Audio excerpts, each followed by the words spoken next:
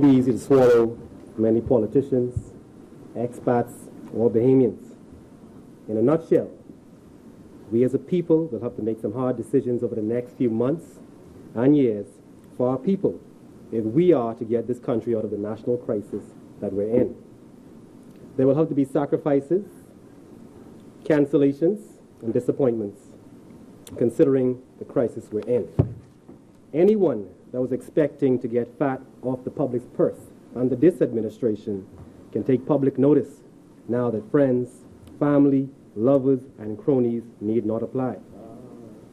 We've had a history of elected officials using their power to hire their cronies that demand government jobs after an election.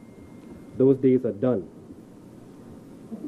Over $700 million is allocated for salaries and allowances, while another $70+ million is allocated for health insurance. The public service is bloated and we must tighten its belt. The government is allocating almost $30 million for electricity.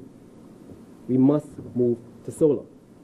Approximately $6 million is allocated for gasoline, and approximately $5 million is being allocated for the leasing of government vehicles.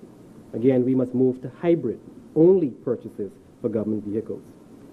Now, let us not permit the public perception to go on any further or any longer that this administration is fully responsible for this 2017-2018 budget.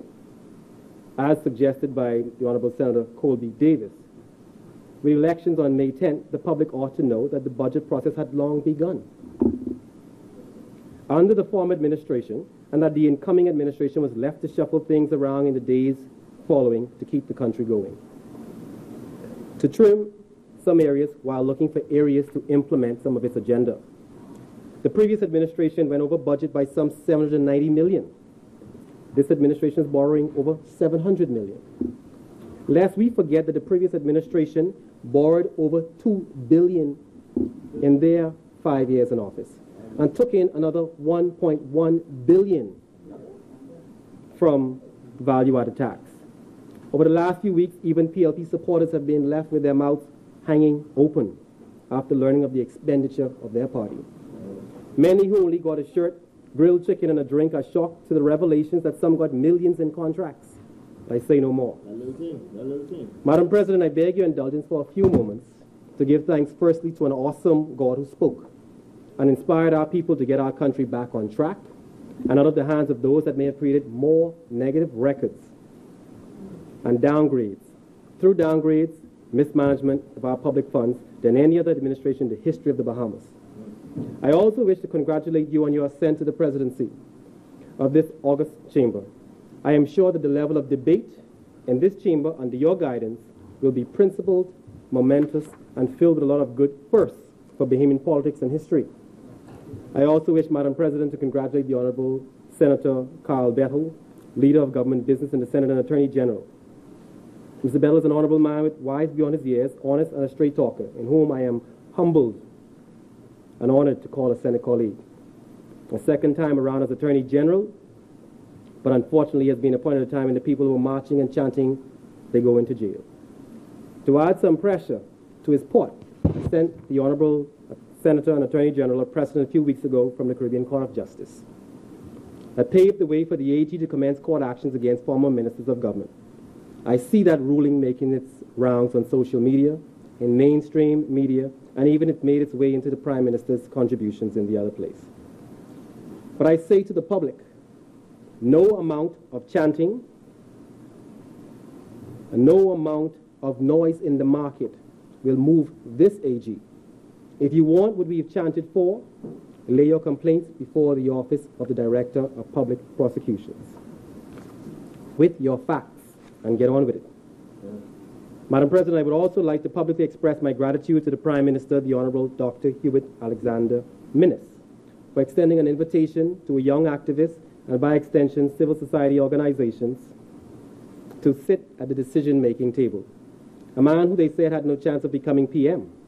A man who endured for the first time in our history a backstabbing in Parliament like none other. A man who was being dragged through the mud by certain media personalities. A man who never cried, woe is me.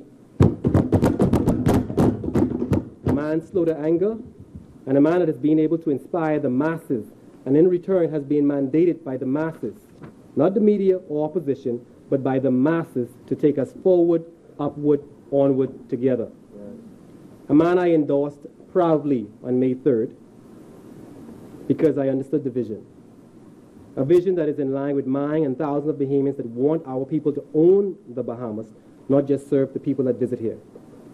For those that I need not explain myself to, forgive me this first and last time.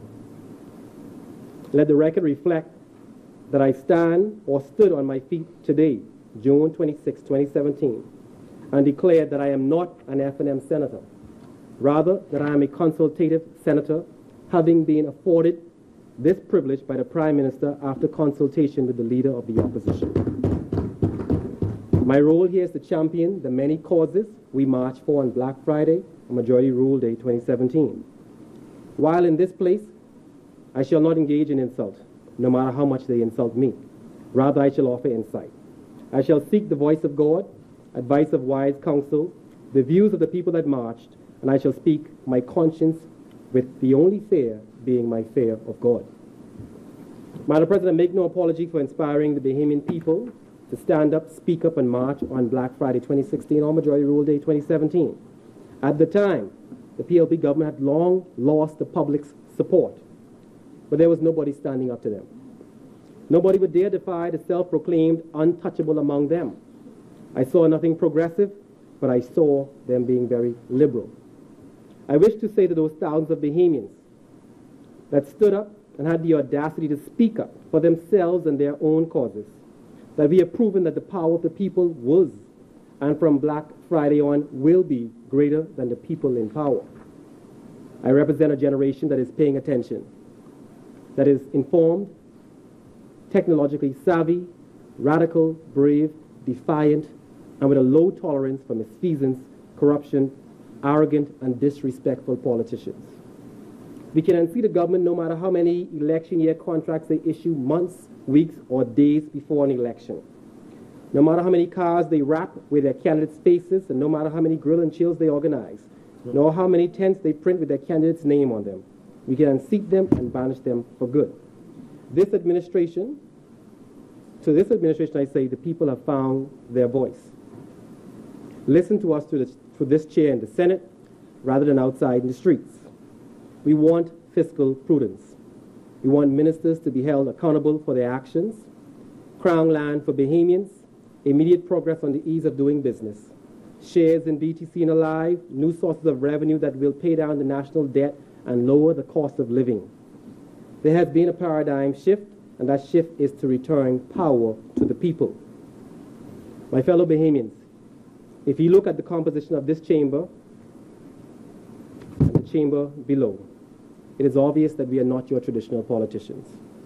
We are here to return power to the people. Madam President, I should wish to recognize the Leader of the Opposition business here in the Senate, a former activist who I am sure is as delighted as I am to be sitting in the same chamber, at the same table, and on the same chairs. We are grateful, Madam President, to see so many of the We March demands on the table under this people's government, with ticks next to them already. In that famous letter delivered to former Prime Minister Christie by Clarence Albright just prior to Black Friday, we asked for audits. And in 1 week of coming to office, they were started by the people's government. We asked to unseal the Bahama deal, and although the former PM invited then Attorney General Alison Maynard to do so, it wasn't done until the people's government came into office. We asked for term limits for the PM and an MP recall system, and we see the new PM's blessings and signature on it already. We asked for an independent director of public prosecutions, and again, we see the blessings and signature of the PM on those already. We asked for fiscal responsibility, and we see new ministers looking for ways to cut government spending. We asked for crown land to be distributed to Bahamians, and again, the new PM's signature and blessings are on it. I marched for local government in New Providence, and on Thursday morning past, I had the pleasure of sitting with representatives of the Office of the Prime Minister, the IDB, and our Carmichael to begin the process, which will most likely be implemented within 36 months. We are off to a great start, Madam President. And yes, there are many other issues that need to be championed. But even as radical and revolutionary as I am, I know Rome was not built in a day. Over the next year, while we discuss ways to grow our economy, I insist that we discuss ways to grow our people.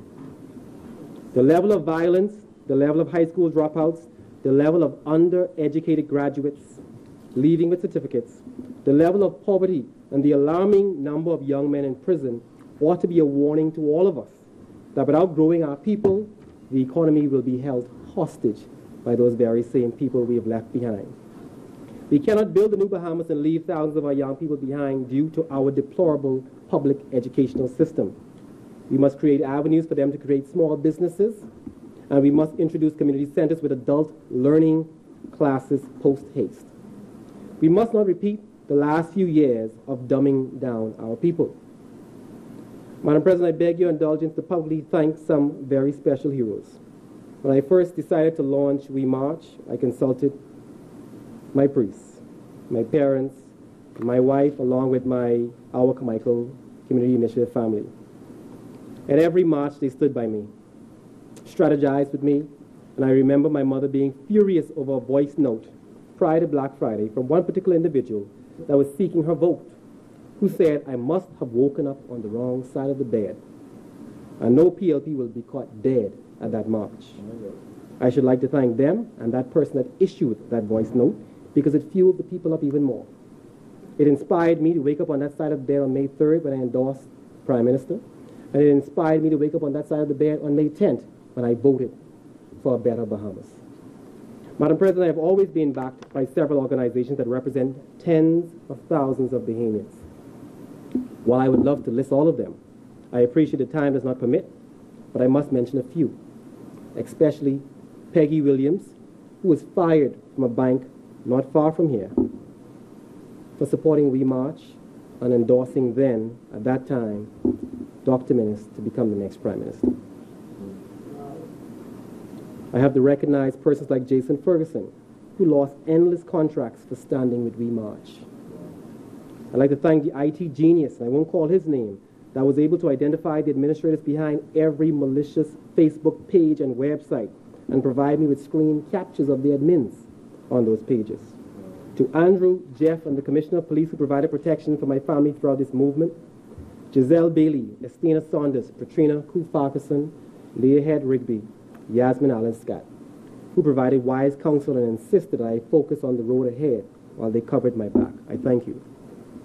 Today I invited 15 of the We March organizations to express to the Senate and the entire Bahamas through this chair their concerns and suggestions. I asked for that last week Friday, and on Sunday I had to take down that post because I got 1,000 comments and suggestions in 3 days, ranging from civil servants waiting years to be confirmed or going 15 years without a promotion, taxi drivers trapped in an indentured labor system with these lease plates, the implementation and need for a strong Freedom of Information Act, animal rights, ending political victimization, and the list goes on. Unfortunately, I cannot share all today, but I will share a summary. But before I do, Madam President, I should wish to address certain aspects of the 2017-2018 budget from my perspective. Madam President, Honorable Senators, and my fellow Bahamians, I am no politician. I don't aspire to be one either. The last thing we need are any more great politicians in this country. We are in dire need of community activists, volunteers, and nationalists. It really angers me that in such a wealthy nation, the government finds itself having to borrow approximately $500 million for debt redemption, in addition to approximately $220 million for capital expenditure. We all know where the national debt stands. We all know the historical budget deficit trend. Now more than ever, it is incumbent upon the members of Parliament, the ministers, permanent secretaries, and those of us in the upper chamber to demand, insist on, and implement fiscal discipline and ensure that there is compliance and enforcement of fiscal responsibility best practices. Madam President, my saying this ought not shock any of us. We are a nation in crisis. Crime is out of hand. We've been downgraded far too often. Our people live in fear of victimization. Our people are overtaxed and taxed to their graves. To offset the wastage by governments or to subsidize grants to foreign investors and their projects, while their profits are taken elsewhere, leaving us with empty buildings. Our people want to own our industries. We want the same concessions given to foreigners at our expense. We want to thrive and not try to survive each week from paycheck to paycheck. Madam President, honorable senators, the Bahamas has been left in a predicament in which we as a country must rob Peter to pay Paul, or worse, mortgage our children's future away. The government has been mandated to get its house in order. Expenditure must be curtailed, revenue must be increased, but not with further taxes on an already burdened and depressed people. Millions of our hard-earned dollars were used in ways that did not correspond to our wishes. Some $30 million in a matter of months for roadside contracts, incomplete sidewalks starting to the east of nowhere, heading north to nowhere and ending west of nowhere. Funds that could have been used to build community centers, like what we established in our Carmichael. Funds that could have been used to subsidize community farms, like what C.B. Morse and his local government team started in Bain and Grantstown. Funds that could have been used to offset the cost of healthy food items. Again, my time here would be best served for the Bahamian people if I offered insight rather than insult. $25 million spent for Carnival. Trinidad must appreciate how we flop every year for 3 years consecutively trying to pull off a Junkanoo Carnival, which only ensures that anyone that wants a real carnival experience goes to Trinidad and not the Bahamas. We are trying to dress up a stallion like a mule, that stallion being the Bahamas and our culture, and that mule being Trinidad's culture and carnival. The Bahamas does not need to imitate Trinidad. We do Junkanoo, Gombe, and Rake and Straight. The rhythm of the Bahamas touches the soul in a good way. It doesn't bring out the devil and promiscuity in us. Trinidad musicians must be grateful for the Bahamian tax dollars being used to pay their performance fees and promote their vulgar culture event, while Bahamian artists are insulted and told to gesture on the carnival stage for a minuscule prize. $25 million wasted to throw 3 weekends of partying while our people starve. While civil servants lack supplies, homes damaged by hurricanes remain unrepaired, our people occupy homes without electricity or food in their cupboards, or even running water. Funds that could have been used to launch a month-long Junkanoo festival every December and June. Funds that could have been used to launch a month-long Gombe festival every January and July. Funds that could have been used to launch a month-long Rake and Straight festival every February and August. Or funds that could have been used to launch a month-long Taste the Bahamas festival every March and September. Funds that could have been used to launch a Bahamian rum festival every April and October. And funds that could have been used to launch an annual all-Bahamian concert tour from New York, Toronto, London, and Washington. Concert that could be live-streamed on social media for millions to see. Funds that could have been used to build a music school and recording studio on a family island. You see, sun, sand, and sea is just about everywhere. But a true Bahamian cultural experience can only be found in the Bahamas.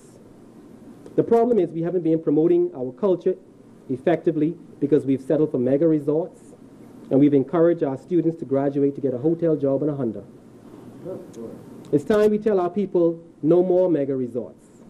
It's time we introduce legislation that prevents foreign investors from reducing their staff of Bahamians to 2 to 3 days of work per week, some down to 1 day per week.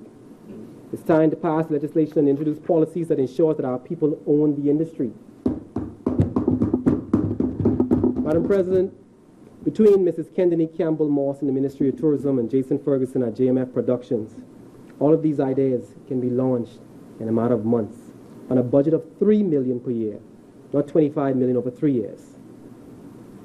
In 3 years, they can promote the Bahamas and our culture every week at a total cost of $9 million, not $25 million. It's time we promote our culture. Let's spend Bahamian tax dollars with Bahamians. Let's make the Bahamian entertainment industry a significant component of our tourism product. With that said, the Bahamian entertainers need duty-free imports on their equipment, even if only for 12 to 24 months. The way for us to attract millions of tourists to the country that directly patronize small and medium-sized businesses isn't through a thriving or a bigger resort. It's through a thriving cultural and entertainment scene. It's through facilitating the construction of bed and breakfast boutiques throughout the Bahamas. Madam President, in another place it was exposed that $10 million was thrown out the country for consultation on an incomplete NHI program. We have any number of doctors, pharmacists, insurance agents, and business strategists in this country that, if invited to the table, could contribute to the best way forward for our health care system. And they would have done so willingly for nothing more than government covering their meals at a local conference table. Funds wasted that could have been used to add beds to PMH, to build a mini hospital in our southern islands, and funds that could have been used to put medication in the hospital, funds that could have been used to repair or purchase ambulances. Madam President, this administration must be different, and some may say it has to be the complete opposite of the last. This administration must create the legislative framework and policies post-haste for it, in fact, to be the people's time. And then the ministers must step aside, get out of the way and let the people reach their full potential. There's been too much government involvement in our economy. An end must come to the practice of businessmen and women having to run to the minister's office and walk out with that minister having shares in their business venture. The mandate on this administration is for our leaders to be transparent and consultative, innovative and progressive thinkers, proactive and revolutionary, responsible policy makers and fiscally prudent, honorable servants of the people. Madam President, this administration must create the political, social and economic environment in communities and on our family islands in the next year to 3 years that the people have been promised for the last 40 plus years. Local government for New Providence must be revolutionary, and then we must revamp local government in our family of islands. Government ministers and permanent secretaries must find savings in their ministries and ensure productivity and efficiency. Money does not grow on trees in the Bahamas. It certainly doesn't grow on trees in Carmichael, Grand Bahama, Nassau Village, or Bay in Town, or Crooked Island. We are overtaxed in a wealthy nation, and we cannot sustain or entertain this any longer. Madam President, senators, honorable senators, like thousands of Bahamians, I am annoyed at the fact that we must burden our people with this $700 million in emergency funding to settle outstanding payables left by the former administration. After that administration borrowed $2 billion and received $1 billion in VAT, not to mention yet the taxes collected. I am beyond disgusted in the deficit racked up in the last 5 years, but notwithstanding my disgust, further expression of the same won't do anything for the Bahamian people. So again, I choose to offer insight rather than insult. Significant growth of the Bahamian economy is not expected if we don't remove the impediments to the ease of doing business, if we don't lower the cost of living, and if we don't introduce anti-corruption legislation, nor if we don't open new doors for our people to get into businesses. I see this government making headways on all of these issues, but we as a people have demonstrated on May 10th that we are impatient, that we don't want empty promises, and we want less talk and more action. I understand that many Bahamians have said that they've heard all of the negative over the last few weeks, but that this administration's plans haven't been articulated well enough. To our people, I say, get your house in order and move quickly to reap the benefits of this administration's efforts to improve the lives of Bahamians.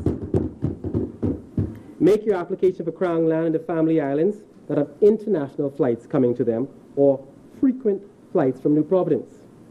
Meet with an architect to design a solar-powered bed and breakfast that would allow you to become business owners rather than a worker for some big business that you've been breaking your backs to make richer for years. It's your time now, as we say, it's the people's time. Farmers and fishermen, get your business cards, websites, your vessels and freezers repaired.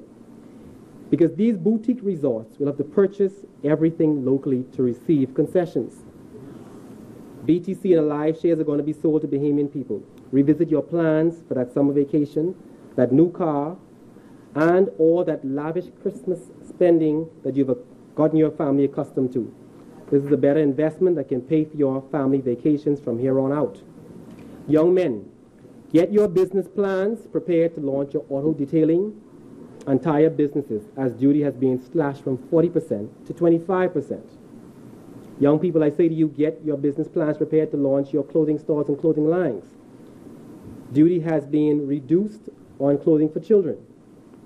Ladies, get your business plans prepared to launch your own hair product business, as duty has been slashed from 40 to 25%. Get yourself enrolled in a massage certification course and prepare to launch your business plan. Prepare your business plan to launch your own massage business, as apparatus for the massage industry has been reduced from 35% to free. Make a trip to the Chinese Expo and get yourself in business with a manufacturer so that you can launch your own toy business, as duty has been reduced from 45% to 20%. I say get your business plan together to launch your mixed fruit and nut business, as duty has been slashed from as much as 40% to free. If our people need business plans, the Our Carmichael Community Initiative and One Doyle Roberts is willing and able to assist in preparing those business plans. I like to say, as has always been said, if you fail to plan, you plan to fail. Madam President, honorable senators, it is obvious that the administration and Prime Minister is trying to make Bahamians business owners and not just workers.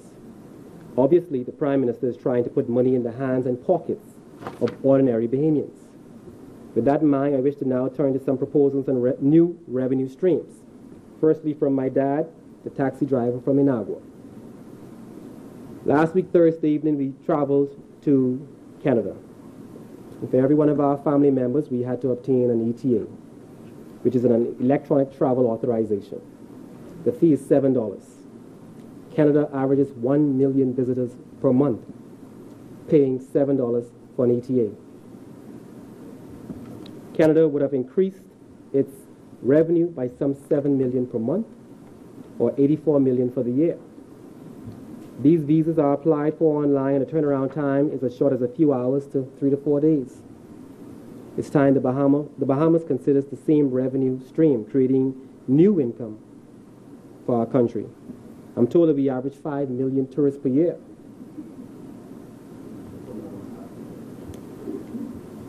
The interest payment alone on our national debt last year was $27 million. The cultural and entertainment proposals I made earlier are budgeted for at $3 million annually. Madam President, 6 years ago, I proposed an all-Bahamian cruise line industry. In essence, the government can grant concessions to Bahamians that are willing to launch the local cruise industry with 3-day, 5-day, 7-day cruises to our family of islands, originating in New Providence and cruises leaving from New Providence to Albuquerque, Eleuthera, San Salvador, Inagua.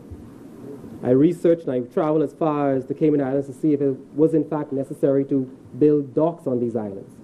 And I'm delighted to report that in Cayman Islands, there is no dock as we have it here.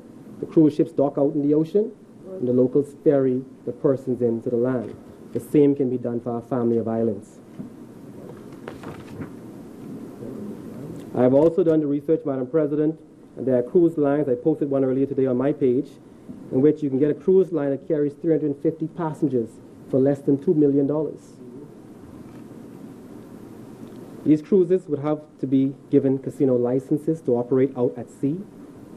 They would have to shut off completely when in port and must dock at a different family island every day for at least 8 hours to allow the locals or the guests to disembark and patronize the local community on those islands. Those cruise ships will then need to employ persons for the restaurant, housekeeping, etc. And we can insist that the staff be all Bahamian. That would increase the number of persons in our family islands finding jobs. Madam President, the opinions of our people meant nothing to the last administration. We expressed our opinion that most of us do not want number houses. It has been legislated anyway by the former administration. I propose that a new source of revenue stream, we introduce a national lottery with weekly drawings and turn our backs on that number business.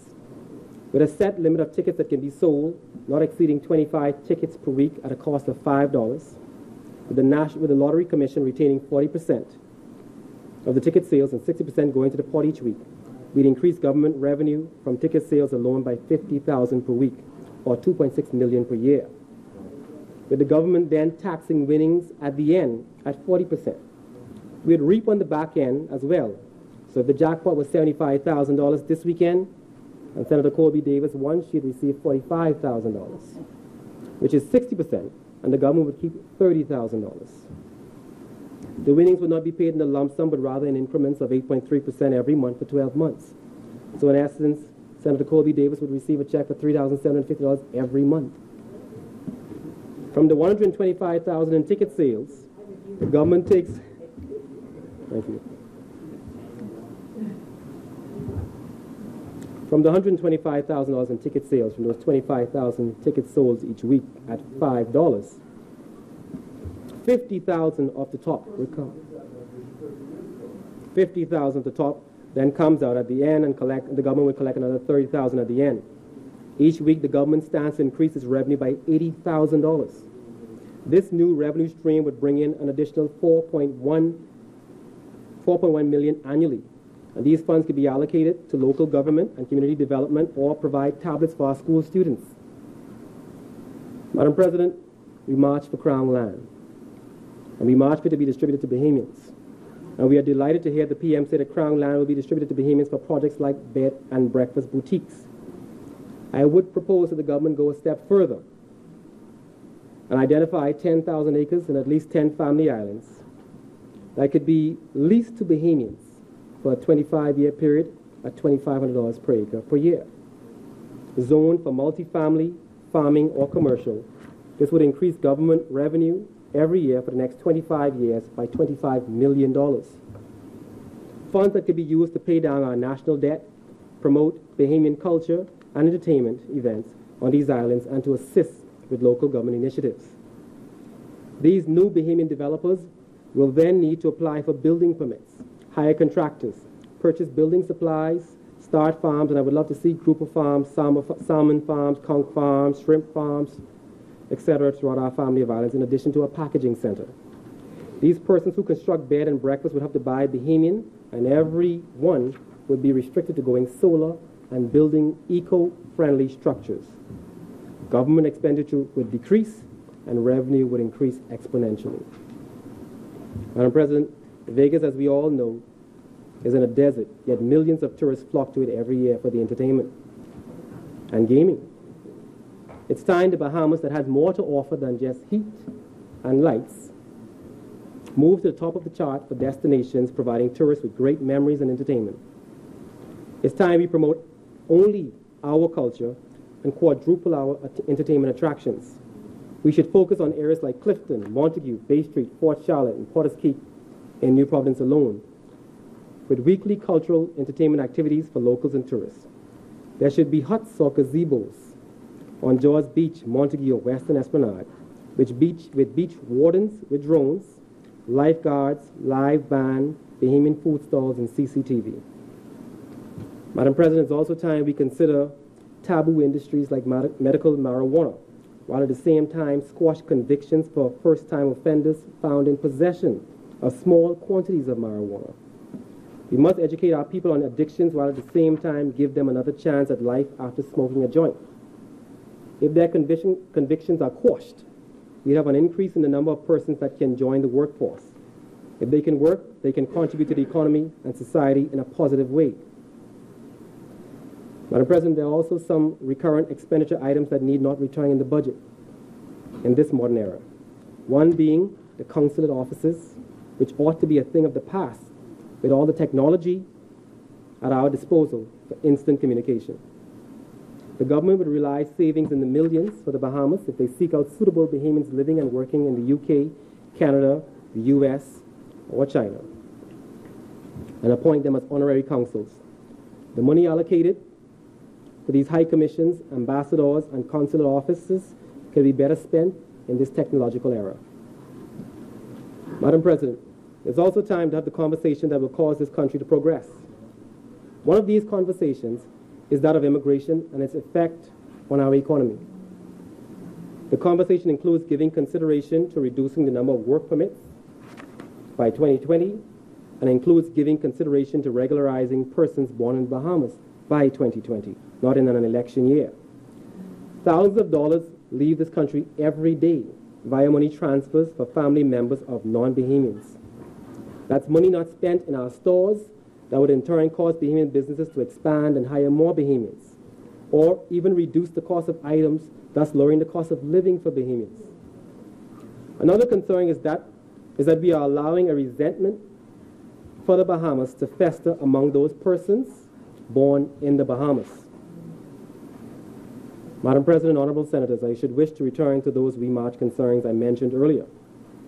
On one hand, we the people fully appreciate that we can change a government, but yet the government cannot change the people. On the other hand, we must appreciate as the people that we need all hands on deck. And we cannot rely on any government to fix all or be all. We must get involved in fixing the Bahamas. In my community of Carmichael, we launched the Our Carmichael Community Initiative, which is vigorously turning ordinary residents into community activists, community leaders, and citizens that are partnering with corporate Bahamas to socialize, educate, and empower our people. Community centers and initiatives are one of the solutions to fixing the Bahamas, not a reliance on any government for handouts.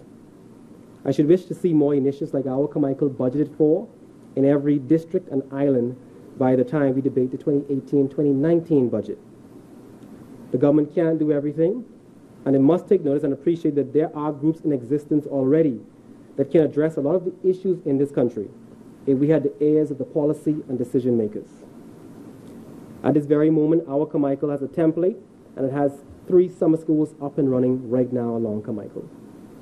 It has 2 drones for search and rescue needs or natural disaster surveying and documentation. It has a loan program. It has an auto insurance and residential insurance program. It has its own mobile app and a community center which is being funded by KFC. I should like to see the government funding more community centers in this country. We provide constitution classes, money management classes, and a book club for adults and our children. It did not cost the IDB or government a dollar. It didn't open weeks before election and didn't close 1 month after an election. Why? Because it's not run by politicians, but a glorification of politicians, Madam President. It's a voluntary initiative for persons dedicated to making a difference in the lives of Bahamians. Again, I say, we don't need any more great politicians. We need more activists and nationalists to emerge. Madam President, honorable senators, if I may read a portion of some of the contributions sent to me. One Rhonda Darvel of the Bahamas Godparents Center, or Pro-Life Bahamas, writes, I, along with my husband Jeffrey Darvel, are the founders of the Bahamas Godparents Center and Pro-Life Bahamas. We are a faith-based, non-profit ministry where we serve those facing unplanned pregnancies in our country and provide alternatives to having abortions.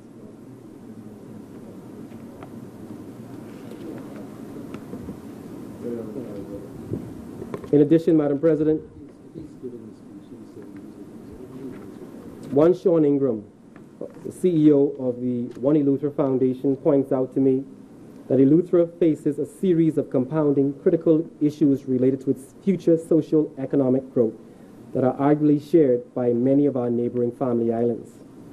And that island has identified that there's a lack of opportunities for tertiary level education on their island, that there's very little access to capital, and there's a decline in the agriculture and a rise in the food prices. And the list goes on from a number of organizations, Madam President, but for the sake of time, I'll move on. But with these issues and initiatives from thousands of Bahamians and people around this country, it is obvious that a lot of our people are ready to get involved and are ready to contribute to fixing the Bahamas.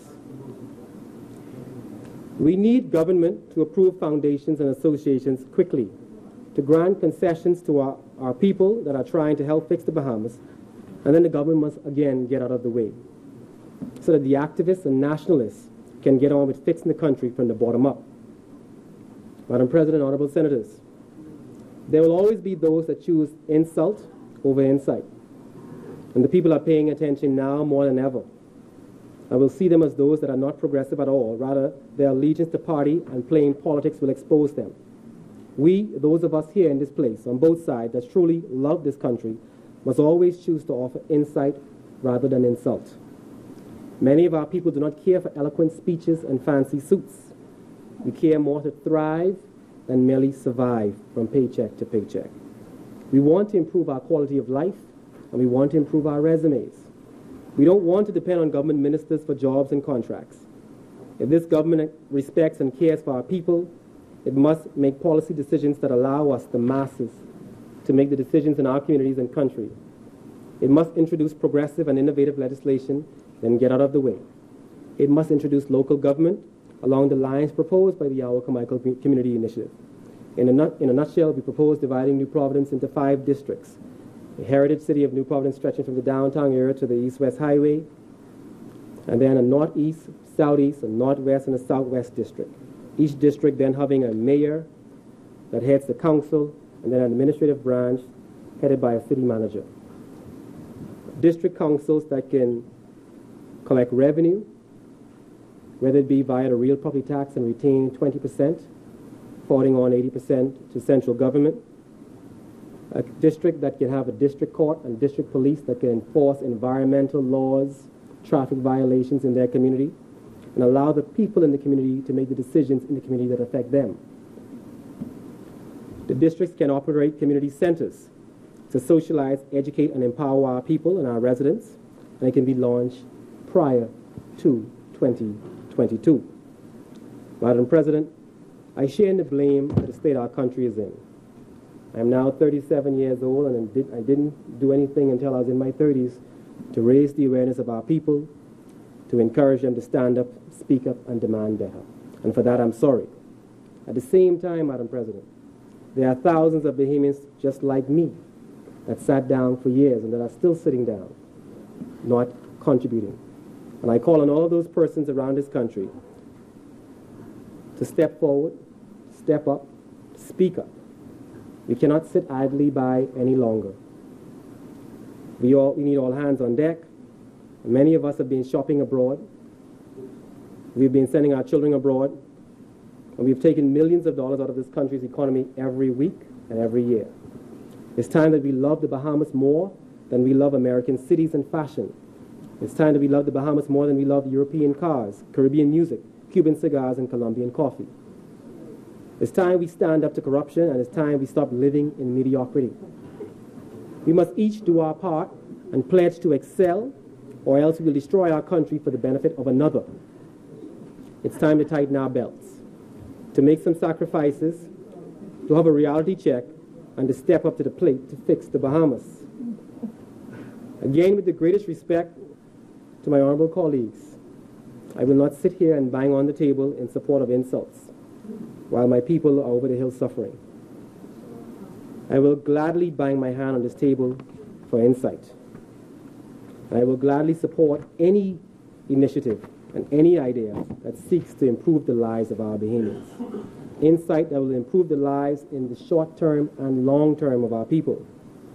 Again, with the greatest respect, there's nothing great about me, for sure. And I'm reminded of the words of Dr. Martin Luther King Jr. Anyone can become great because anyone can serve. It is in service that we see our greatness.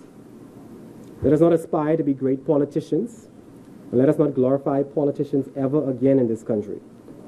May we aspire and undertake to be great nation builders and great community activists that serve our people to help them reach their full potential in a wealthy nation such as ours.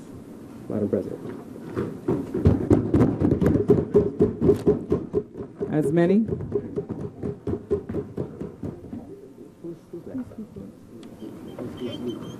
Jennifer. The chair recognizes Senator Jennifer Isaacs Dotson.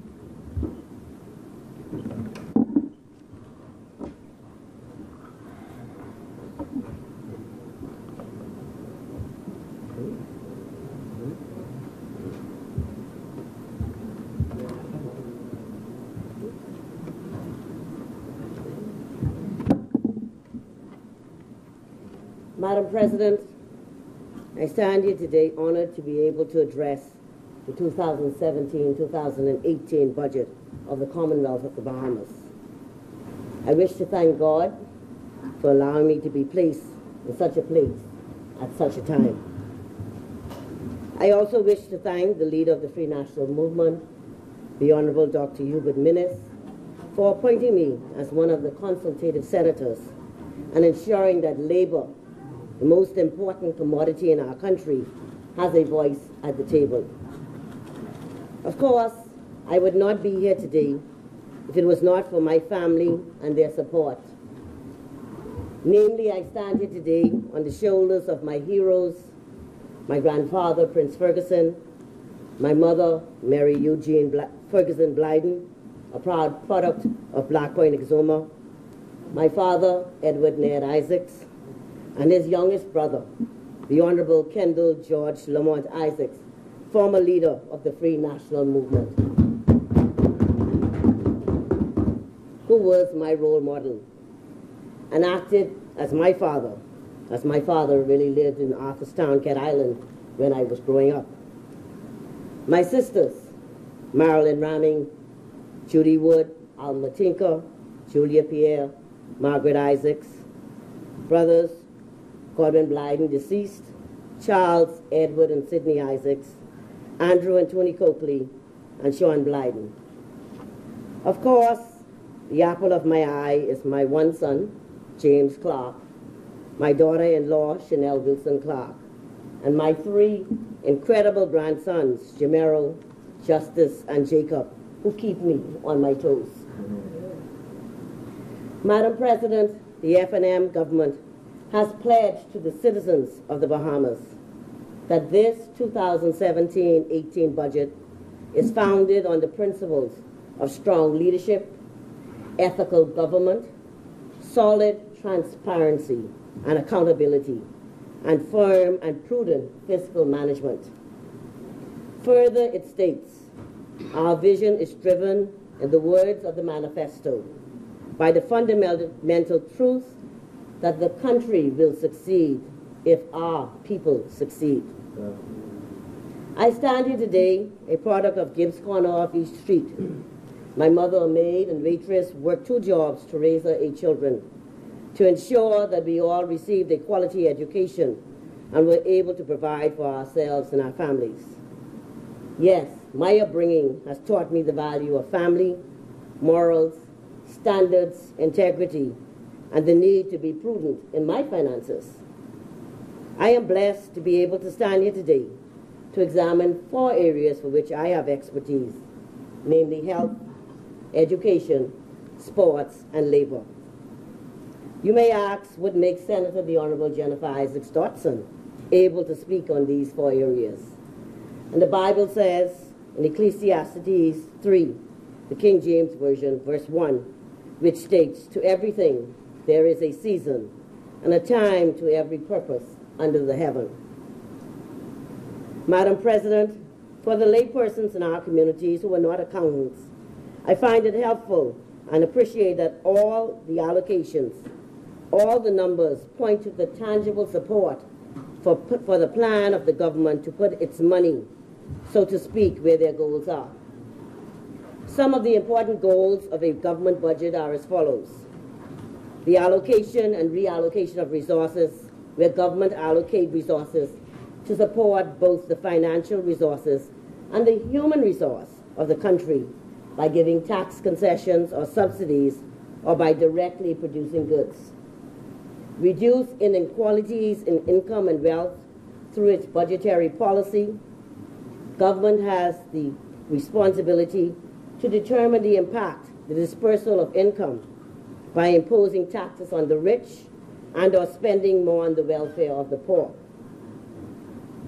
Madam President, a third goal of the budget is to ensure economic stability, whereby the budget is used to monitor and, if necessary, to prevent business fluctuations of inflation or deflation to accomplish the objective of economic stability. The government aims to control the different phases of effective phases of business fluctuations through its budgetary policy. Policies of surplus budget during inflation and deficit budget during deflation helps to maintain stability of prices in the economy. 4, management of public enterprises, which includes institutes, ministries, corporations, and the like, which are the many large number of public sector industries established for the social welfare of the public.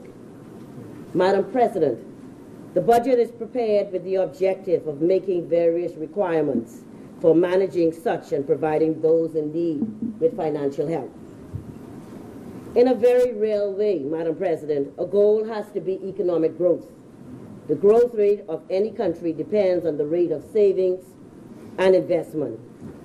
For this purpose, it is clear that this budgetary policy aims to activate resources, hopefully enough for investment in the public sector.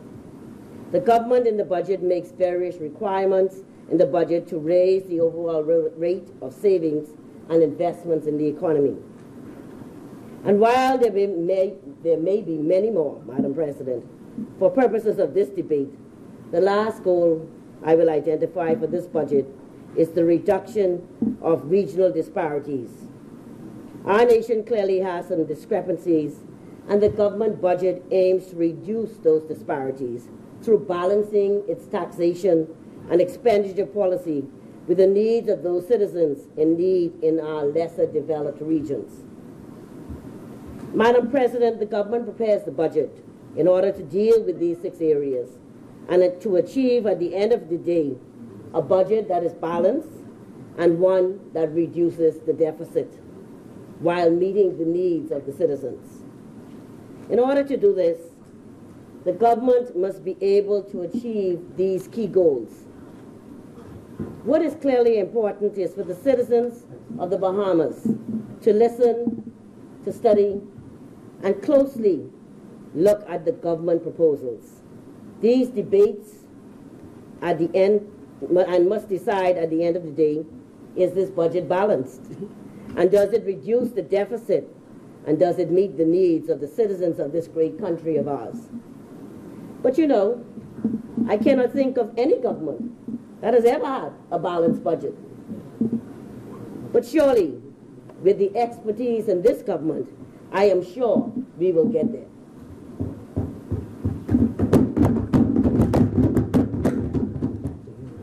Madam President, what concerns me in this budget is the severe shrinkage in the gross domestic product, or GDP, the high rate of unemployment, particularly amongst our youth, our economic growth, the high level of the government debt, our credit rating now at junk status, the lack of accountability of VAT, and its use in lowering the government debt of the country.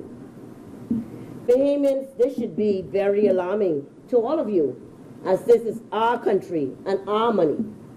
Let me say that again. Bahamians, wake up, because this is our money. This entire 2017-2018 budget belongs to the Bahamian people, and we must take ownership of the same. When I see the amount of money spent on roadside sidewalk contracts to the tune of $30 million, $25 million for over 3 years for Jonquinu Carnival, and over $10 million in consultant fees for an incomplete NHI program, my heart grieves. You may say, why?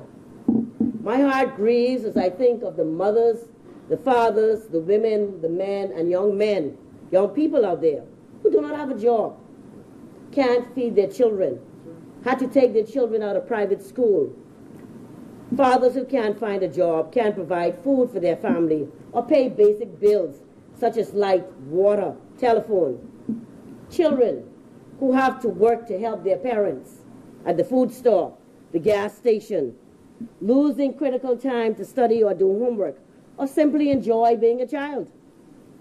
Children who have to buy food for their homes, clothe themselves, and in reality are raising themselves. In 2013, our own statistics tells us 433,000 persons live below the poverty line of living on $4 per day, less than $5,000 a year. And when we look at the price of milk, eggs, fruits, one must ask, where is the commitment of the health and well-being of our most precious future? It is our future I grieve. Madam President, I turn my attention to the Ministry of Health. And you may ask, well, why is she looking at the Ministry of Health's budget? Upon completion of my high school career, I entered the School of Nursing, which was located through Sands Lane, with a class, at the time it was known as the Introductory Class 10. But completed my training as a registered nurse with my classmates, the supportive and loving ladies of the introductory class, IC11. As a nurse, I take our health and well-being very seriously, and it underpins all that I do. It is with interest that I note that the Ministry of Health has budgeted a total of $307.5 million in this 2017-2018 budget, which indicates a $43.8 million increase due to the inclusion of $40 million for the National Health Insurance, $213.8 million for the Public Hospital Authority, and $5 million for the operation of the Department of Public Health, all new line items. Madam President, it has been said, and I quote, that the health of the nation is the wealth of the nation. The World Health Organization defines health as a state of complete physical, mental, and social well-being, and not merely the absence of disease or infirmity. Health plays an important role in the economic progress of a country, because when citizens are healthy, productivity increases, they live longer, and given the cost of health care, a healthy person saves the country more. There are a number of aspects that impact the health status and country being able to provide affordable, decent health care services for its citizens. The Ministry of Health and Public Hospital Authority play important roles in this, and what is most important is the need to interface with other government departments, organizations, trade unions, employers, civil society, and the larger community, so we can have a collective and more sustainable approach to wellness. We are what we eat. We are what we think, and we are what we do. Imagine if collectively we had the resolve to say, our food and water will be chemical-free, our air will be safe to breathe, clean, pure water accessible for all, and no duty on fruits and vegetables, beans and grains, as we learn to grow them ourselves. Madam President, a caring government wants the best health care for all. I wonder, though, as I note in this budget, is the amount of resources allocated for national health insurance. One would have thought that as much as NHI was being publicized and promoted, one would have thought that funds would have been allocated in preparation for this most important phase in the lives of Bahamian citizens. The previous government, had only allocated $600,000 in the last budget for NHI, which they knew was insufficient. My fellow Senator Mildred Hall has already spoken to some of the issues with NHI. However, of concern for workers in this country are, will NHI truly cover them in all aspects, preventative through to catastrophic care? Will they get decent health care? Will the facilities of the public facilities be upgraded to match the private entities that currently exist? And will they still be able to keep their group or personal health insurance along with NHI? Madam President, there are still too many unanswered questions surrounding NHI that must be honestly answered. I charge the new minister to continue to dialogue with the various stakeholders in the country on national health insurance. Workers are very concerned about this. Additionally, we must work on prevention strategies with all citizens of our country. Out of the $40 million allocated for NHI, we must develop preventative strategies to educate the citizens of the Bahamas on living healthy lifestyles. This is an important intersection and the need for cross-fertilization of all stakeholders. If we are able to accomplish this, this will reduce the amount of funding needed in the 2018-2019 budget. We are in a health crisis and urgent action is needed. Madam President, the 2016 report by the Food Agriculture Organization of the United Nations and the Pan-American Health Organization, PAHO, estimates that nearly 70% of the Bahamian population is overweight. Obesity and overweight are on the rise throughout Latin America and the Caribbean, except for Haiti. The Food and Agriculture Organization also reports and are particularly prevalent among women and children. In this budget, we should, as I said earlier, have considered fruits and vegetables as breadbasket items, thereby reducing the markup in the stores and making these good foods available for our people. The cost of these items in food stores are outrageous and ridiculous. Making a conscious decision to eat healthy in the Bahamas is very costly. It is cheaper to eat fast foods than to eat healthy. Until we see food as fuel needed for healthy bodies and fine minds, we will continue to see the loss of our future. Interestingly, on June 23, 2017, it was resolved by the American Medical Association to hereby call on United States hospitals to improve the health of patients, staff, and visitors by providing a variety of healthful food, including plant-based meals and meals that are low in fat, sodium, and added sugars, eliminating processed meat from menus, and providing and promoting healthful beverages.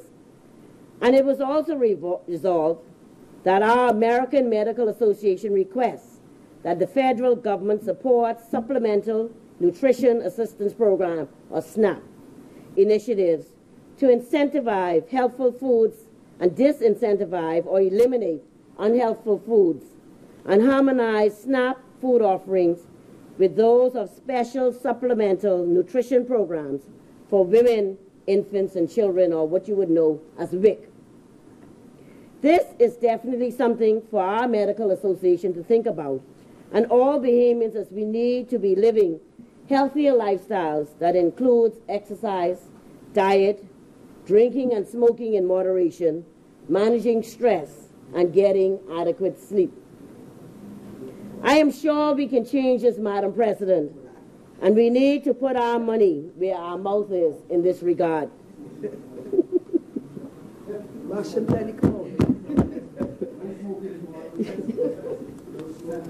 Madam President, the Ministry of Youth, Sports and Culture is another one of my areas I am passionate about. And again, you may ask why. Well, in high school, specifically R.M. Bailey Senior High School, I was considered one of the best athletes in this country, as I played most sports. Upon graduation, I was not given an athletic scholarship. Instead, I went into nursing.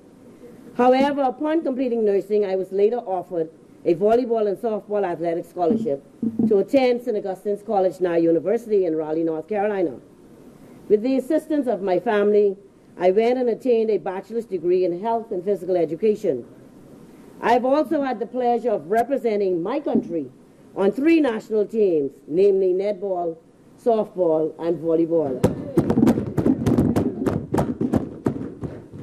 I note, Madam President, that the Ministry of Youth, Sports and Culture is allocated $29.7 million.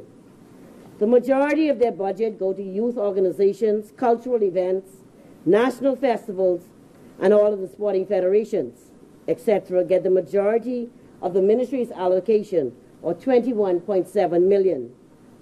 The National Sports Authority receives $3 million of the budget. And this entity, I must say, and its board, needs to be truly representative of the sporting community.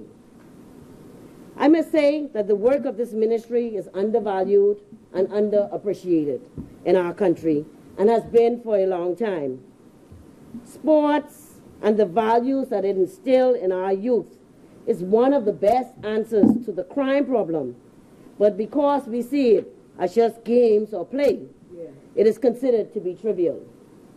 Imagine a Ministry of Youth, Sports and Culture which is reorganized, rebranded, so that the value of each sports officer is more clearly articulated, so they can be given a specific portfolio and a job description that meet the needs of our country. Further, these sports officers will be mandated to run youth sporting programs in the various constituencies, who will then compete against each other in the various sporting disciplines. The investment for such programs can come from corporate sponsors and businesses within that community, who will be allowed to sell their products during the sporting events.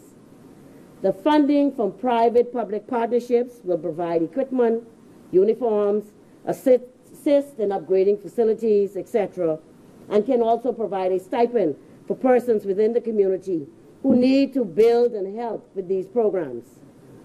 Volunteers could be recruited like former police officers, defense force, retirees, that can assist with mentoring and being positive role models for the many children who go home to an empty house with no parental supervision and are left to their own devices. Madam President, these programs could have to be structured, accountable, and transparent, with an accounting firm providing assistance so that funds, donated or granted, can be properly accounted for and financial statements produced. The choice is clear, Madam President. We can spend nothing on these programs or spend millions fighting crime. The choice is ours. I note with interest that Senator Colby Davis spoke when she said that the PLP government had a plan for crime. And sitting in my seat, I said to myself, really? When were you all going to implement it? Maybe in another decade. Additionally, I question her concern in reference to rehabilitation, when it was her government that changed the name of the act to correctional, knowing full well that there was nothing being done at the institution that is correctional. And despite strong objections coming from the Prison Staff Association, who said and told and advised the government that it made no sense changing the institution to correctional if we were not willing to put the things in place to truly make it a correctional institution.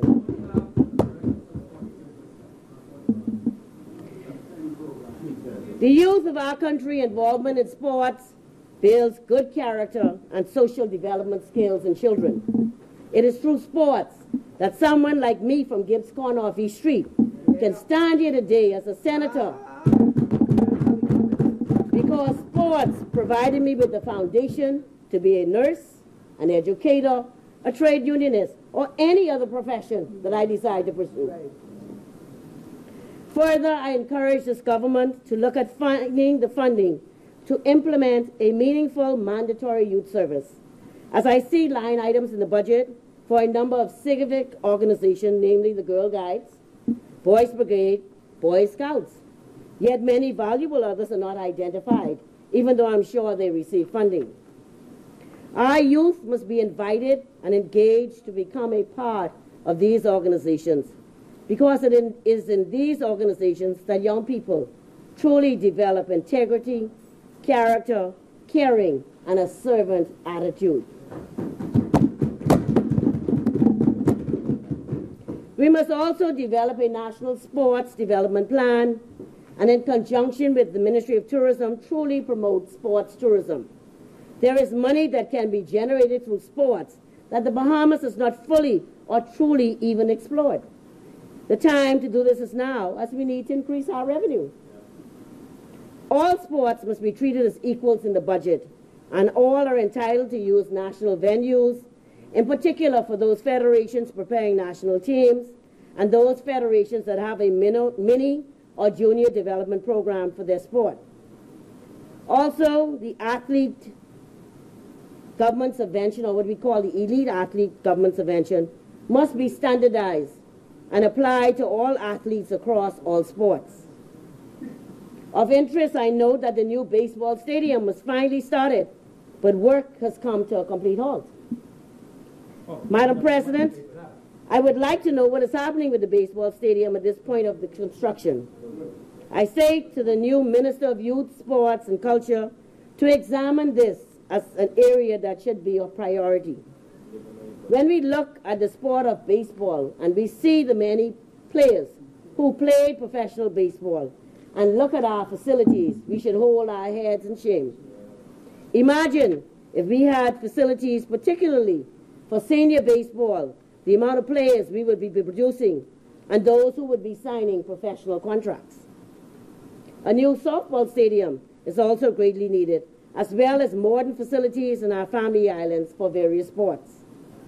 Additionally, more funding is needed to be provided to team sports and elite athletes. Federations must be encouraged to raise funds and not be solely dependent on the government, particularly when it comes to travel. A suggestion may be to give federations a loan to assist with fundraising, which must be paid back, of course, and a proper accounting of the same. Madam President, Nelson Mandela says, education is the most powerful weapon which you can use to change the world. After attaining a bachelor's degree and returning home under the Ministry of Health, I later transferred to the Ministry of Education and later to the College of the Bahamas, now University of the Bahamas. Of course, while at the College of the Bahamas, I attained a Master of Science degree in Physical Education from North Carolina Central University in Durham, North Carolina, being the first female to attain this degree. So this is an area where I presently work as an associate professor in the School of Education at the University of the Bahamas. I wish to say a special hello to the brilliant, professional, dedicated faculty at the University of the Bahamas. Madam President, the Department of Education has been allocated $196 million, and $171 million of that goes to salaries. $3.4 million to teachers' rent, $1.7 million for supplies, and $6 million to school boards. It is interesting to note that 90% of the school boards are located here in New Providence. Therefore, 90% of the department's budget goes to salaries. Further, the Ministry of Education has been allocated $94 million, with the University of the Bahamas receiving $33.5 million, an increase of $3.5 million. The Bahamas Technical and Vocational Institute, $5.5 million, an increase of $300,000. Independent schools, $14 million, no increase. University of the West Indies, $4.6 million. Scholarships at the University of the Bahamas, $17.1 million, an increase of $1 million. And salaries and personal emoluments to the tune of $13.4 million, for a total of $88.1 out of the $94 million allocated, which is 93% of the budget for this ministry. Madam President, in my opinion, and I'm slightly prejudiced, I would say that education should have been given the lion's share of the budget. I'm prejudiced. Instead, health has the lion's share, and I do understand the resources needed for NHI, and so I will not pursue that in this budget. I do look forward, though, to us putting the very necessary resources behind education as we move forward. It is the only way that we can build the resilience we will need as a people to face a very challenging future. In the early 1960s, John Gardner, in his classic book Excellence, talked about the importance of vocational education and of developing excellence across occupations for the social and economic health of our society. Technical and vocational programs must be truly examined in our country and get its rightful place at the table. Right now, we look down on technical and vocational education. As Mark Phillips states in his article, Why Do We Need Vocational Education? Says, it is also destructive to our society. Many of the skills most needed to compete in the global market of the 21st century are technical skills that fall into the technical vocational area. The absence of excellence in many technical and vocational fields is also costing us economically as a nation. We must no longer look down at technical vocational education as being menial, as essentially it is these very skills that we will need for the workforce of the future. Particularly throughout Europe, technical and vocational education is on equal footing with academic programs, and should be. Why do we continue to push our children into white-collar jobs and look down on the jobs that are critical to the development of our country? Throughout Europe, apprenticeship programs are being revived and utilized, with retirees being used in these programs as mentors. At Harvard University, Professor Howard Gardner has repeatedly pointed out there are varied types of intelligence, and they are of equal value. As one example, bodily kinesthetic and spatial intelligence are frequently high in those who are successful in very technical trades. Those are the children in school who can't keep still, who like to get up and move around because they're kinesthetic. They have to move. And there is absolutely no contradiction between recognizing and developing these intelligences and developing basic verbal and mathematical literacy for all students. Further, one of the greatest frontiers in science is the exploration of the human brain. As an educator, the research is fascinating, as how we learn and what we do with what we learn. This must be infused in our educational system and curriculum. Madam President, the public school system is plagued with a number of concerns and issues, from large class sizes, insufficient resources for teachers to do their job, a shortage of teachers in critical areas like sciences and mathematics, supply teachers not getting paid on time, teachers not getting reassessments done when they upgrade themselves, and of course, the poor teachers get blamed when parents don't do their job at home in teaching their children basic manners and respect. We get blamed for that too, and I'm a teacher. If it was not for the teachers in this country, I don't know where we would be. That's right. So today, I salute my colleagues in education, and Minister Lloyd has promised to deliver. I remember during the budget debate when Minister Lloyd spoke in a chat group I'm in, the teachers were asking themselves, is he serious with what he is saying he will do? And they were filled with excitement and anticipation of the things that the new minister has promised to do in education. So I say to all teachers in the public school system, it is the people's time, and it will be done. Therefore, you are all charged with holding the new minister's feet to the fire, and to also sharing those research ideas that you have to assist in diving headfirst into a sustainable future. Madam President, the University of the Bahamas evolved out of the College of the Bahamas. However, the former government appeared not to understand that funding is required in transitioning any institution, particularly as we evolve from a college to a university. Under the previous government, the subvention for the College of the Bahamas / University of the Bahamas was cut. Most gratitude is given to the F&M government, who has increased this subvention and which demonstrates their commitment to higher education and providing scholarships for students to attend the university. The faculty at the University of the Bahamas would like to see funds being allocated for the University of Bahamas for research, and in particular, research which documents our rich history and the patrimony that is our natural environment. Madam President, the University of the Bahamas is an excellent teaching institution. And now, as we accept the challenge to be the best university, we must now transition to being an excellent research institution, one that is available to the government to do the research that will inform the work that they do for the country. Faculty have and can also serve a bigger role as consultants to various ministries. A lot of the consulting fees we have heard about have been paid to non-Bahamians, which can be kept at home in areas where faculty have the expertise. If they don't have the expertise, they can collaborate with other faculty at other universities.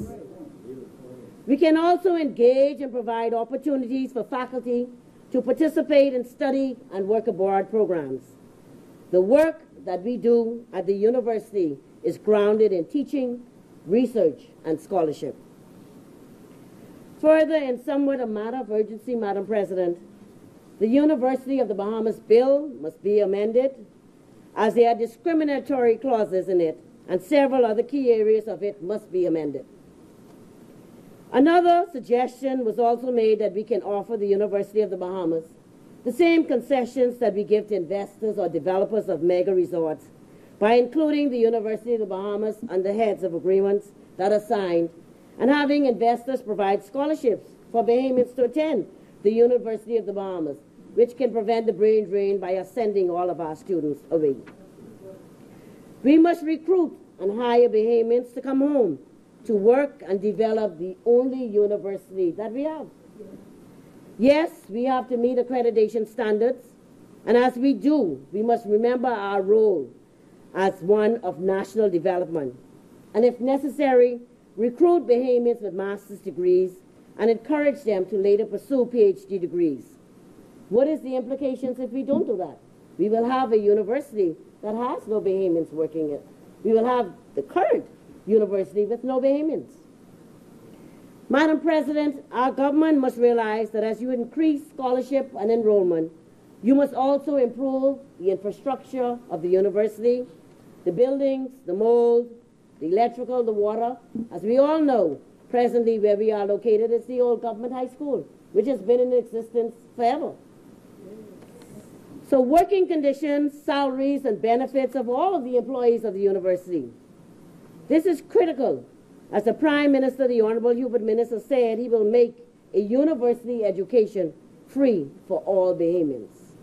So if we are to provide a free education to all Bahamians, the faculty, the staff, and the administration of the university need the resources to be able to accommodate all of these persons who will be coming to the university.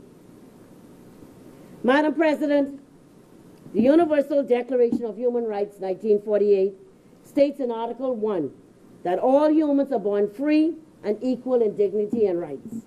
They are endowed with reason and conscience and should act towards one another in a spirit of brotherhood. The Bahamas Constitution spells out for us our fundamental freedoms and rights as the right to life, to liberty, security of the person, and the protection of the law, freedom of conscience, of expression, and of assembly and association, and protection for the privacy of his home and other property, and from deprivation of property without compensation. Therefore, I urge all Bahamians to remember these rights that you must have not. To remember these rights that you must not probably remember that you even have. Madam President, my career in trade unionism started when I taught at Government High School, serving as a shop steward. My twin sister, I sometimes call her Denise Mortimer, encouraged me to run for office in the Great Bahamas Union of Teachers, and I became an executive officer and later an assistant secretary general under the tutelage of Donald Simonet, Brensel Roll, John Lee Ferguson, Leslie Dean, Errol McPhee, Denise Mortimer, Ida Poitier, Eula Gator, Errol Bodie, Anna Faith Knowles, Sidney Curtis, Loudon Gibson, where I served for 19 years prior to being transferred to the College of the Bahamas, now University of the Bahamas. Upon joining the faculty at COB, I eventually joined the union as Vice President External, and then President, becoming the first female president to serve as President of UTEP. Later, I became the first female president of the National Congress of Trade Unions Bahamas, and today I continue to serve as President of UTEP, representing the hard-working, esteemed professional faculty at the University of the Bahamas. In 2016, I became the second Bahamian and only female to be elected to the President of the Caribbean Congress of Labor, which is the Union for the Caribbean. Big time, big time. The total allocation for the Ministry of Labor is $3.7 million, and $2.4 million is spent on salaries and allowances, leaving $1.3 million. The National Training Agency receives $930,000 of the $1.3 million, and we must tangibly see the results of this agency in the graduates they produce. The Department of Labor allocation is $2.5 million, and salaries account for the majority of the $2.3 million. As I stand here today to talk about labor, I think of the many injustices, the poor treatment, and the violations of labor legislation and conventions that the Bahamas have signed onto internationally that happens daily in this country. How employers treat employees on a daily basis in the stores downtown, in the inner city, businesses like law firms, government offices, ministries, departments, schools, universities, hotels. If you hear the stories I hear and have to deal with, it will bring tears to your eyes. As I've always said to persons who dislike unions, that if we simply treated people how you would like to be treated, there would be no need for a union. Madam President, it is the golden rule. Why? Why should you treat employees? Well, because we want to ensure that the employees or the workers, who are human beings, have good working conditions, a livable wage that increases with the cost of living, that they have a social protection like a pension plan that you can live on when you retire, that they have health and life insurance, that they have the possibility for advancement in their career, promotions, professional development opportunities, and a concern about their children, grandchildren, transportation, home conditions like electricity, running water, sanitation, the things many of us take for granted. In essence, the biggest issue is people forget that they are dealing with people in the workplace and not things. And I'll repeat that.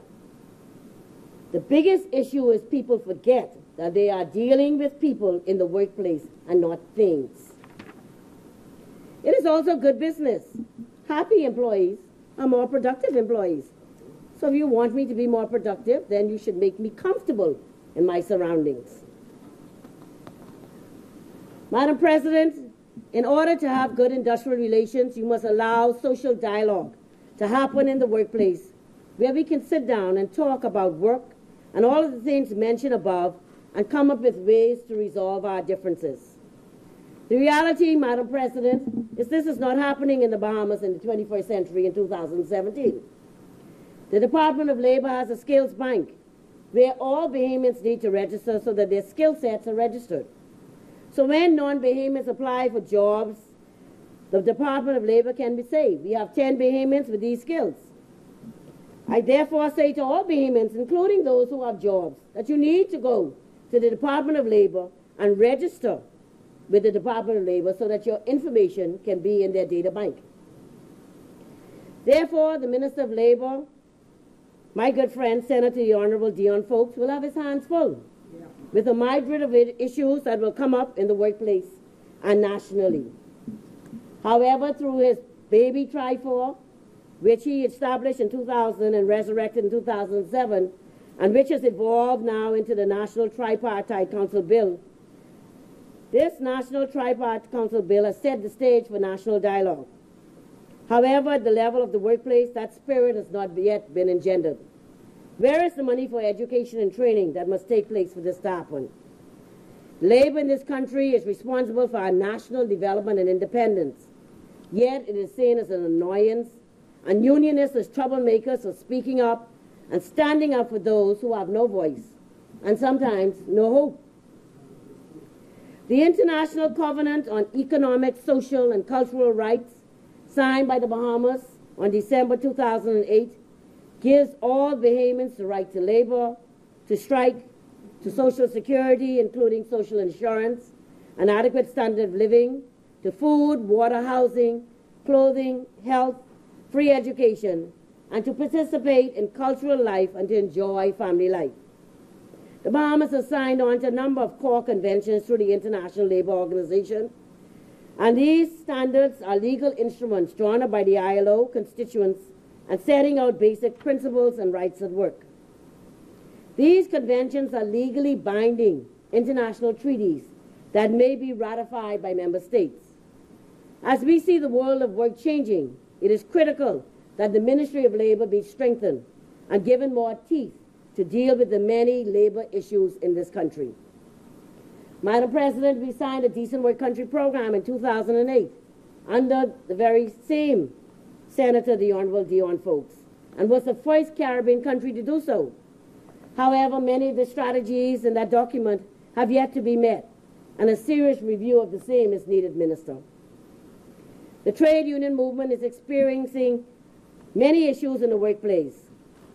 Some of these are the Bahamas Electrical Workers Union generation problems at Bahamas Power and Light.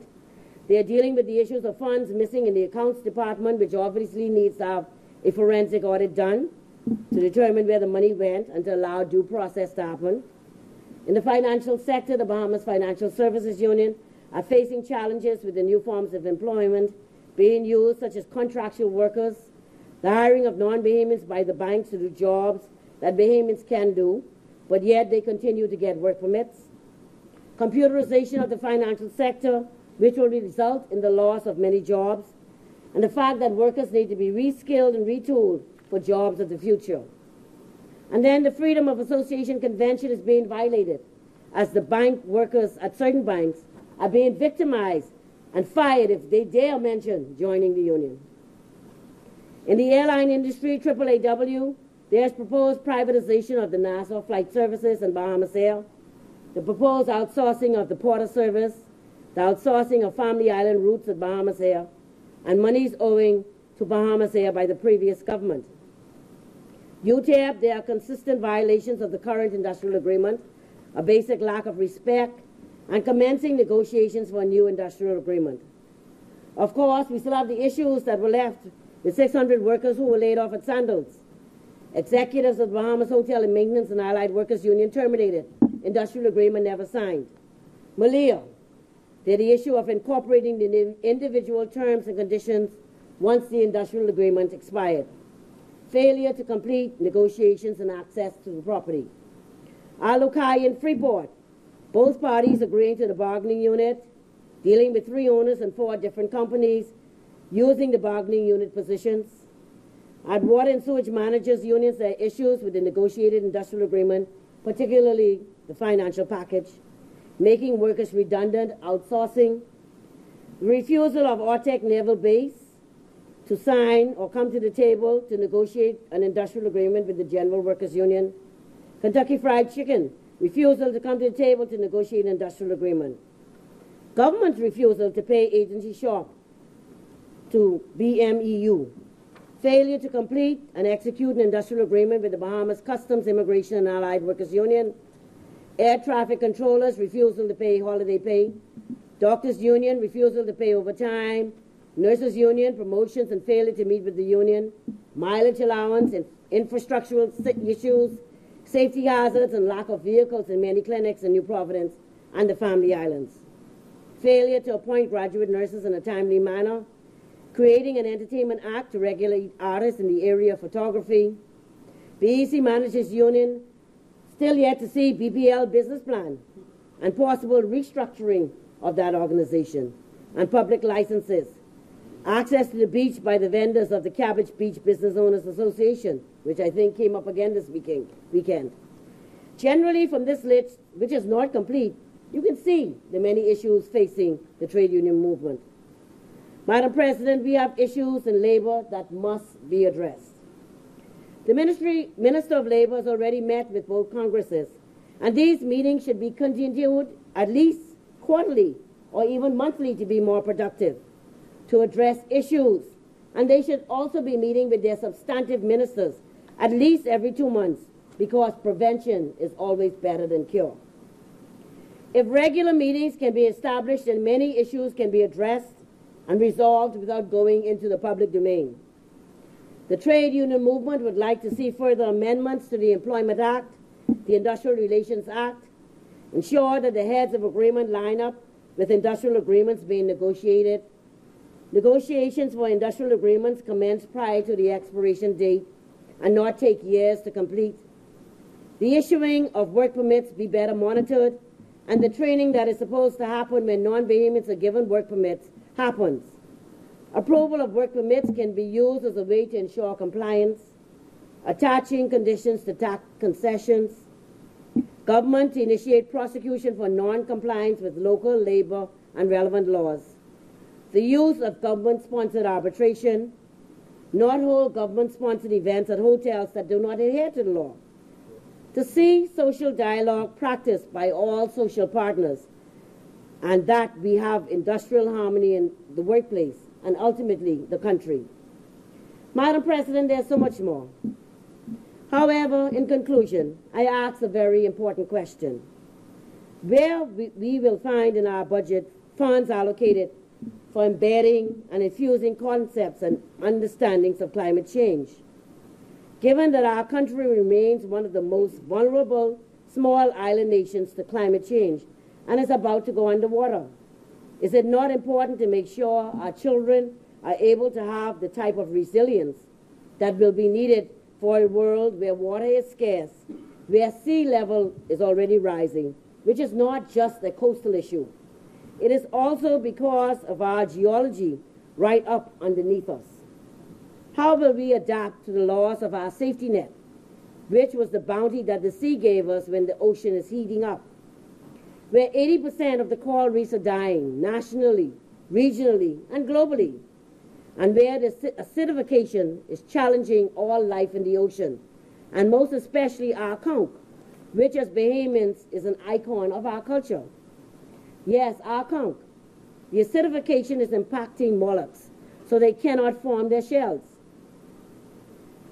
I would agree with Senator Colby about climate change, and as she's not here, I won't go into further the other question that I had to ask her, so I'll leave that for now. Madam President, fellow senators, we cannot bury our heads in the sand here. We are not talking about years to come. This is our future now. A child entering grade 1 this year will have to face this by the time they graduate in grade 12, and they will still be in their youth. We have serious issues now, and there is none so pressing as a plan and consensus as to how all our government agencies will address this. Madam President, this is coming, and we have a major responsibility here as the government to find ways to not only educate our students, we have a responsibility to coordinate everything we do to find ways to mitigate and adapt to the very different future we have coming. Madam President, we can do this, and we also do not have to reinvent the wheel. There are lessons that we can learn from. In fact, colleagues of mine at the university have been working on this for decades, including workshops with UNESCO around developing a curriculum for our schools that help us understand how best to face a new world. Madam President, as a country, the general elections is now over, and we must come together as one family to advance the Bahamas to the next level. We must put aside our politics and realize that there's only one Bahamas.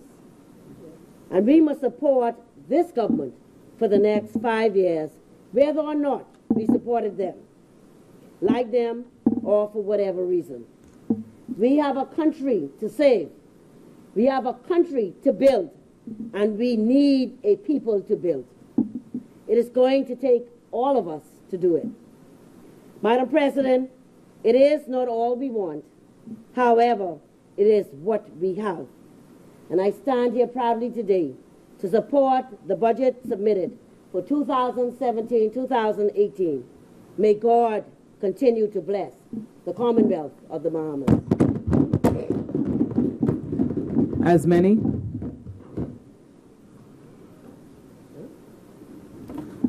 The chair recognizes Senator Jamal Moss.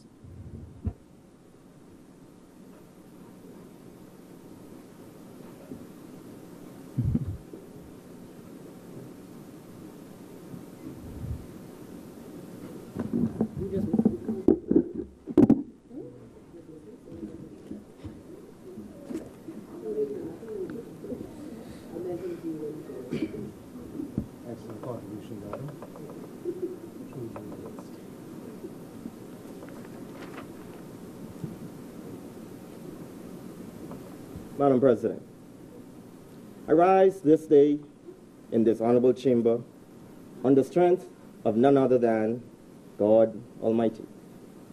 I would like to express my sincere and warm gratitude to those who have played a role in my being here today. I will forever be grateful to you and for what you have done to motivate me and aid me along my life's journey. My fellow senators, I am humbled. I am humbled to rise to my feet in this hollow chamber and speak on behalf of my party, the Free National Movement, but also on behalf of the youth of this great nation and the downtrodden. It was just a month ago that my fellow Bahamians gave the Free National Movement the mandate to govern for the next 5 years. However, while we are the FNM by name, we are the government of the Bahamas, and as such, we govern for all Bahamians from Alistown to Matthewtown. In keeping with this motto of this great little nation, we must move forward, upward, onward, and most importantly, together. As we chart a new course in the pursuit of greatness, we must never forget from whence we have come. As the opposition party once claimed, to wipe the tear from every eye, but truth be told, the fact is that they were the ones who caused many of us to cry. After a glossary perusal of the figures, I see a complete lack of financial discipline and some questionable accounting. They said that they believed in Bahamians. Yeah, that the Bahamians that they were referring to were themselves.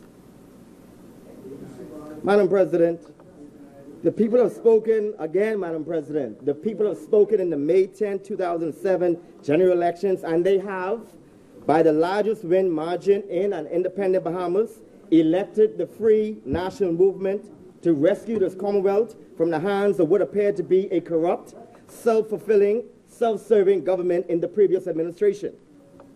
The people deserve a government that is accountable and transparent, one that exercises fiscal prudence, a government that will cap its expenditure to control the country's rising debt, and one that will plug wastage on government departments. Due to the failures of the previous government, the Bahamian people have suffered tremendously over the past 5 years. But I got great news for you. It's the people's time now, and that time and relief is here. Madam President, the previous government showed the Bahamian people that accountability and transparency in public finances was not something that they were prepared to do, much less to be. The continued pressures applied on the previous government to reveal how over $1 billion in tax collected from value-added tax was spent fell on deaf ears for the most part. And when they did finally give an explanation, they gave us a makeshift report and shoved it down our throats. But thank God, oh, thank God, that is now a thing of the past. Madam President, can you imagine the former government running a program costing $30 million a year in contracts to cronies and known PLP campaign workers? This program, which falls under the Bahamas Public Parks and Public Beaches Authority, was one that gave over 1,000 of such contracts to cronies who were paid every month. These contracts range from anywhere from $900 to $8,000 per month.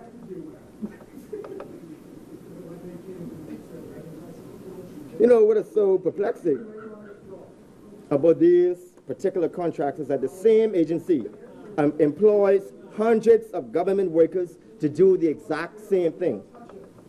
Not only that, the same agencies runs a trucking program that hires private trucks to pick up debris from the roadside to the tune of $5,000 per month. 5. Madam President, the facilitation of the trucking program represents yet another example of how taxpayers' hard-earned dollars was being spent and wasted and abused.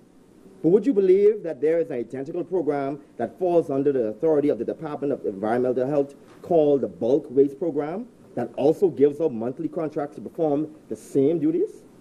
What is even more disheartening is that the island remains just as dirty, while debris pile up even higher despite the duplication.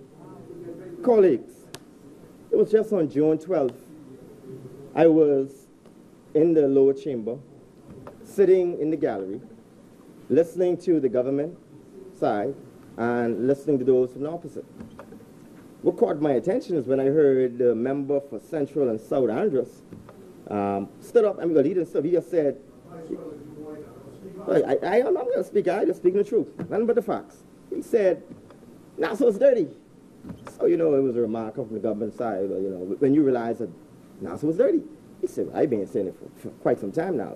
So the response was that, so if you've been saying it, nobody was listening, then what? He was like, ignoring their own when it comes to keeping Nassau clean.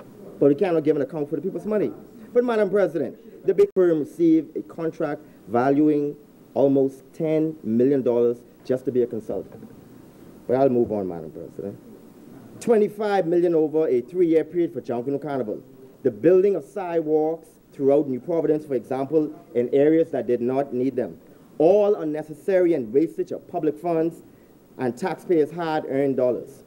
You know, what is so exasperating, but slowly and showed $4 to $26 million over 2 fiscal periods, whereas the former Minister of Foreign Affairs traveled extensively, including trips to as far as Ethiopia and the United Arab Emirates. All the while, the former government was shouting from the rooftops that everywhere else about how they believed in Bahamians. But you know, as someone dear to my heart, my great-granddaddy once said to me when I was a young boy, talk is cheap, but money buys land. Madam President, prior to being kicked out of office on May 10th, 2017, the Progressive Liberal Party bound the taxpayers' dollars to contracts for cronies to the tune of hundreds of millions of dollars, thereby creating an automatic need for almost $400 million at a time when we are on a fiscal cliff in an attempt to capture the last piece of the pie. But God had a different plan. Colleagues, I say to you again, you're all opposite. God had a different plan. He saw the level of corruption and he booted all y'all out.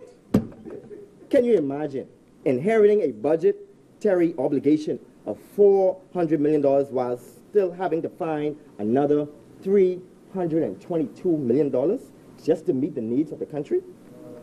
The PLP wrecked us and blamed the hurricane for the sudden deficit.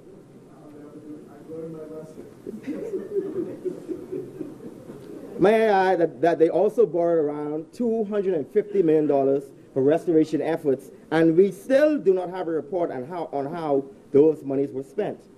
It seems like every time, you know, it seems like every dollar that they touch goes up in smoke. Madam President, you know, before I go any further, Madam President, I want you to listen to me. I'm on the floor right now. But, Madam President, it's amazing that the government, well, the former government, could boastfully say that, oh, the reason why I got a deficit is because of the hurricane. Right? Madam President, what was happening in 2013? What was happening in 2014? What was happening in 2015? Within their 5-year term, we had 4 downgrades. 4. But we didn't have no hurricane the first and second year. We had 4 downgrades within the first 5 years. Madam President, the monies that they spent. Some order in the chamber, please. Thank you, Madam President. Go ahead. For protecting me. Thank you for protecting me, Madam President. Senator, I have given you leeway to clarify. Well, don't let the devil fool you. Yes. So, Senator, you've asked to do some clarifications at the end. Let's do that then. 4 downgrades.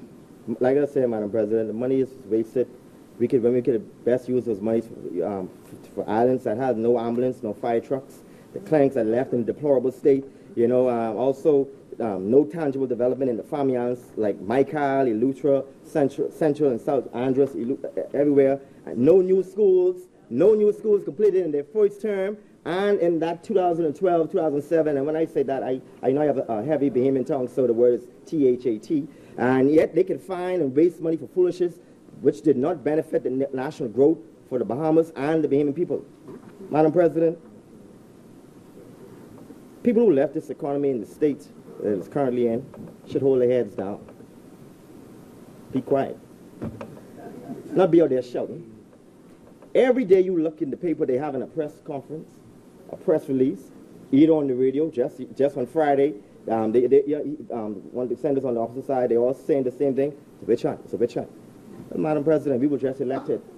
The Bahamian people elected us to reveal to them how the former government was abusing the public's purse.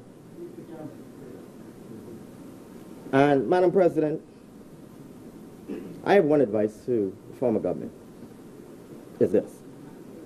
I would encourage you to have another press conference. Make sure it's live on the media stations and on Facebook. And do two things for me. Well, for us. One, apologize to Bahamian people for wasting our money and abusing it.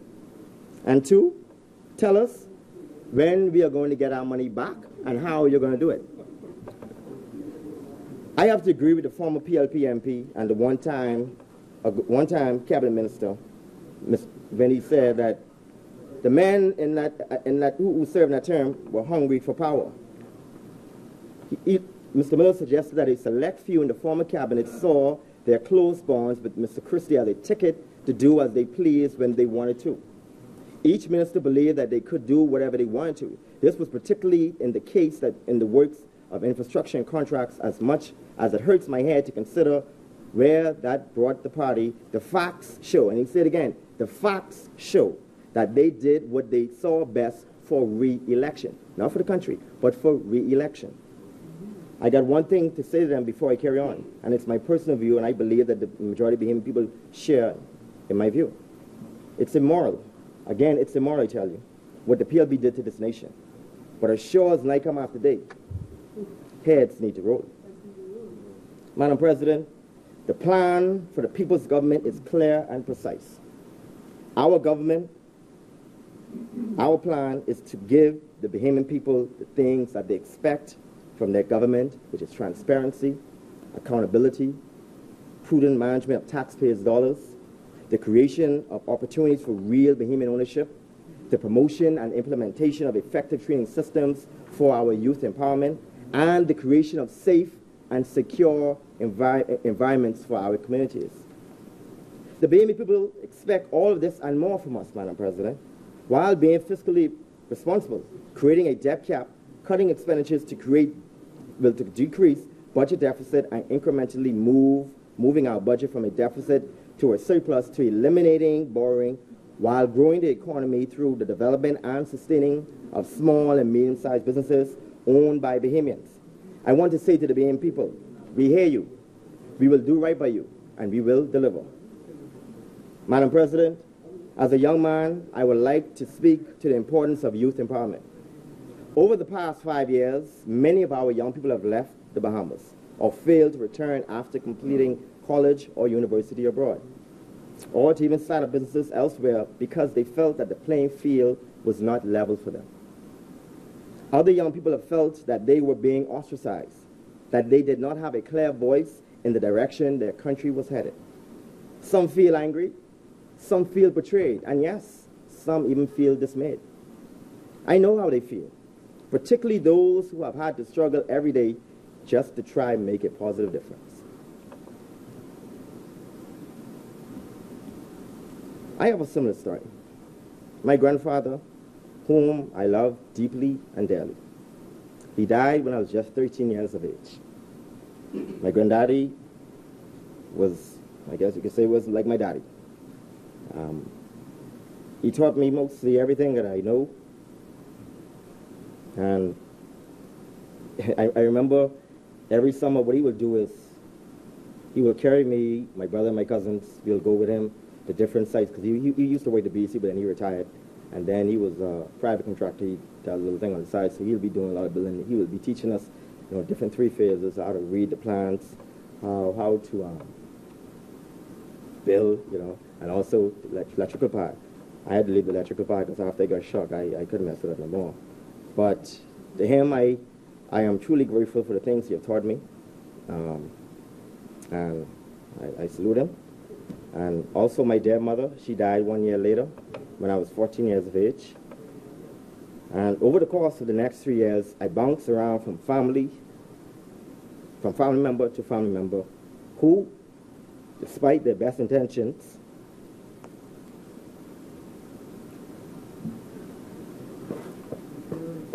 could not afford to allow me to stay with them for any extended period of time because they were building their own families, and I basically became a financial burden to them.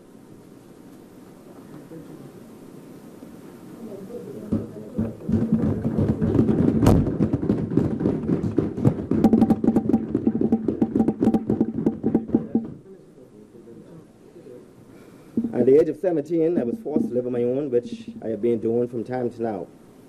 My experience could have weakened me, but I gained strength from it all, and an abiding faith. I gained from it, and in an abiding faith and trust in God for who He is, for He who is, Him who was, and He who is to come, will always make things right. I was taught at an early age that in life that the Almighty God will always make the crooked path straight, and He has.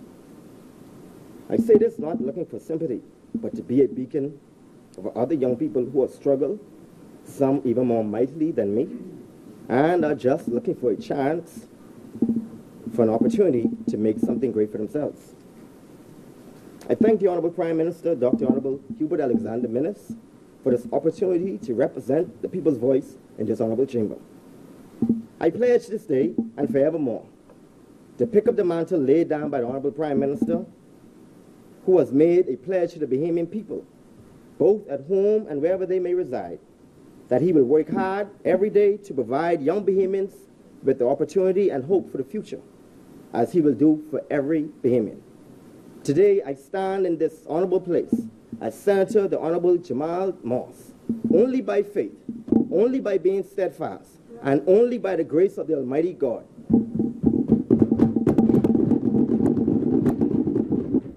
And I want you to know that if God can do this for me, He can certainly do this for you. Madam President, I thank you, and I do support this budget.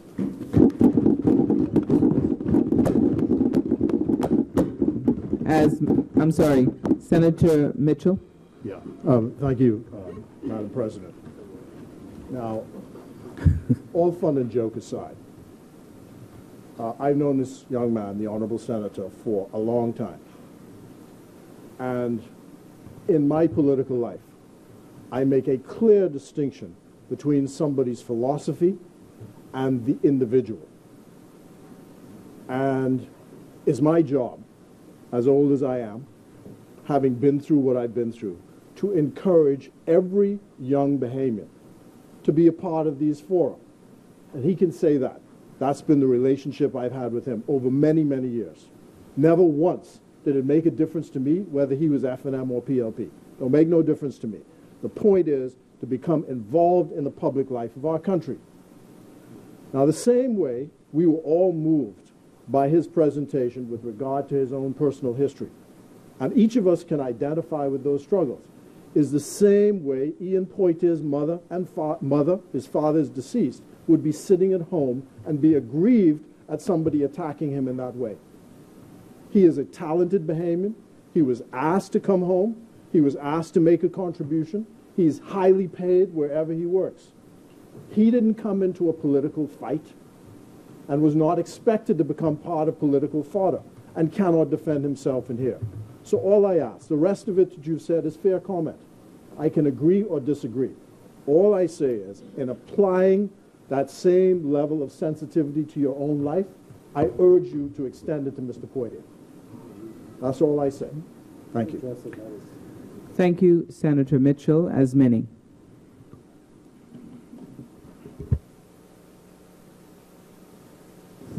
Senator recognizes the Honorable Clay Sweeting.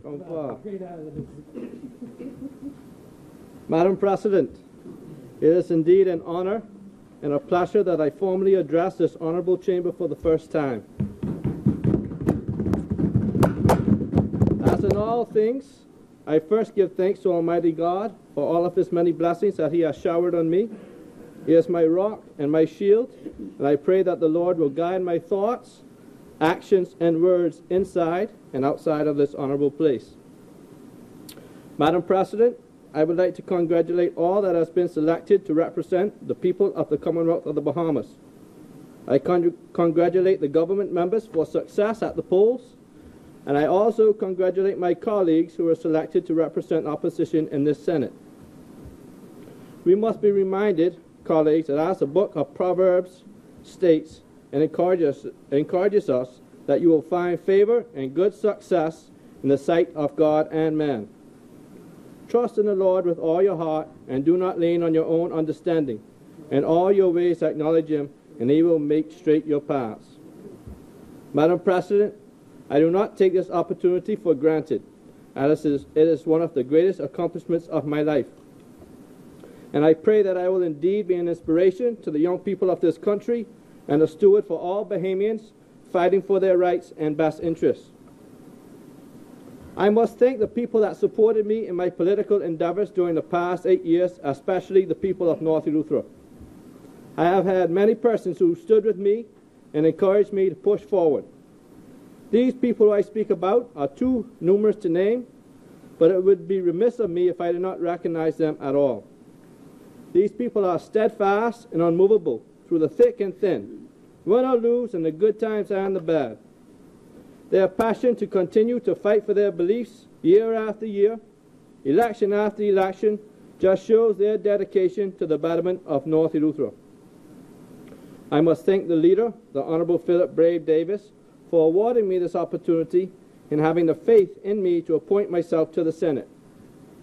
It just shows the Progressive Liberals Party's commitment to the youth of this country, being the current youngest senator in this honorable House and the second youngest in this country's history.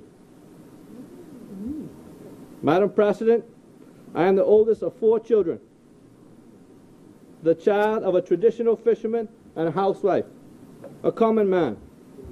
My father, Stanford, and mother, Melanie Sweeting, pushed me to excel from a young age. I am sure that they are so proud today. I am from the small community of Spanish Wells, the fishing capital of the Commonwealth of the Bahamas. At the young age of 21, I got involved in politics, becoming a member of the local government board in Spanish Wells, and later vying to represent the constituency of North Eleuthera. I knew it was a hard seat to win, Madam President, but that didn't deter me. I dreamed of making a difference that positively impacted the people of North Eleuthera and the generations that followed. Madam President, you see, when you find something worth fighting for, you don't give up. You fight that much harder. That's what I believe. I must say thank you to my beautiful young wife, Delia, who remains steadfast and supportive through all my endeavors, through 2 elections, to my young son, David, and to my family, who has sacrificed so much. I say thank you, and I remain forever grateful. I am sure my grandmother and grandfather, Glenn and Pearl Higgs, are sitting at home watching me now. We must ensure that whatever is done in this place is done so for behalf and for the betterment of all the people of the Commonwealth of the Bahamas. I must also extend congratulations to the primary students of Eleuthera, who were selected among 121 students at the Bahamas Student of the Year Awards. These include Hannah Nottage, Sardania Sands, Clinton Bartley, Nash Pinder, and Andrea Sedham. They worked incredibly hard to achieve this feat, and I would like to once again say a job well done. Madam President, the people of this country know that I have a special passion for the fishing industry. I might be the only one in this honorable place that speaks about it. It is indeed a privilege to be named the Shadow Minister for Fisheries, Agriculture, and Local Government. I, along with many other fishermen of this country, have been extremely vocal about the neglect of our fishing industry by the former F&M administration, as well as the successful implementation of the initial phase of the Sandy Bottom project by the PLP. There hasn't been a government in the history of the Bahamas who has committed more to the protection and advancement of the fishing industry than the Progressive Liberal Party. That's true. That's the facts. I can remember as a young fishing vessel owner, 19, attending meetings with different ministers that visited our communities to speak with the locals on how to improve the fishing industry. Many meetings, many times, and it seemed as if no one heard the cries of the fishermen. That is why I was so excited to see the implementation of the Sandy Bottom project. The previous government spent $252 million in order to accomplish the hard task of providing the proper equipment and vessels to protect the fishermen of this country. They had such a good season last year. They said that the PLP thought they put the lobster in the traps. But that ain't so. That was you. We may never know why crawfish behave the way they do, or why certain areas of the banks perform better at certain times than others, only that God controls their movements. However, Madam President, if it wasn't for the now Commodore, Captain Tillis Bethel, the Defense Force officers, and the use of the new fleet, the crawfish would not have been there to harvest. Who would have retrieved the crawfish off our banks had it not been patrolled? Maybe foreign poachers, I don't know. I must commend the Progressive Liberal Party and the Defense Force for an outstanding border protection this past season, and I hope that the Defense Force continues to do so. The communities such as Spanish Wells, Long Island, and Abaco make up the largest fishing population in this country and predominantly support the side opposite. So it is my hopes that the government does not turn a blind eye on them, but builds upon the foundation towards a proper poaching preventative measures that the PLP initiated. I listened attentively at the speech from the throne, and there was nothing mentioned about fishing or the fishermen of this country. I trust and hope that it was just an oversight, and that the government of the day remains committed, as did the previous administration. Step one was to eradicate the country of illegal poaching. We have established a good Defense Force patrol system in the southern Bahamas. We must continue to build upon that. Now we must look at the non-Bahamians that have work permits to fish in this country. The law specifically states that commercial fishermen is for Bahamians alone. There are many foreign nationals that are fishing on Bahamian-owned vessels. These individuals are issued permits under the presumption of being employed as a boat engineer. But the last time I checked, a fishing vessel didn't need 10 engineers. But I know because I went fishing, so I know you only need one, maybe two. This is an issue that the people of Spanish Wells, Long Island, and Abaco would be extremely happy if the government would look into this matter and take the appropriate action. It is important to the continuous sustainability of the fishing industry in this country. Madam President, the fishermen are looking towards a bountiful season when the season opens August 1st, 2017. During this off-season, I plead to the government to continue with the patrolling of the fishing banks, as the off-season is when poachers seem to attack the banks most viciously. The southern border is necessary as well as areas around Bimini and northern Andros. The fishermen has experienced off-season poaching in both the north and south Bahama banks. I have noticed in the budget that the government has indicated that they have allocated $4 million to continue with the Sandy Bottom project and construct the inaugural Defense Force base. This base is vital to continue to eradicate the poaching problem, and I support the continuation and provision of proper sustainable measures to protect the fishermen. During the PLP term in office between 2012 and 2017, the stats attributed to the Royal Bahamas Defense Force and in part the Sandy Bottom project speak for themselves. 13 illegal poaching vessels seized, 100 poachers arrested and prosecuted, over 190,000 pounds of seafood seized, 6,000 illegal migrants seized at sea and arrested, and 17 illegal weapons brought in on Plastic Sea crafts intercepted. My hope and prayer is that the F&M will continue with this program and continue to provide refuge for the fishermen and safety net against foreign poaching.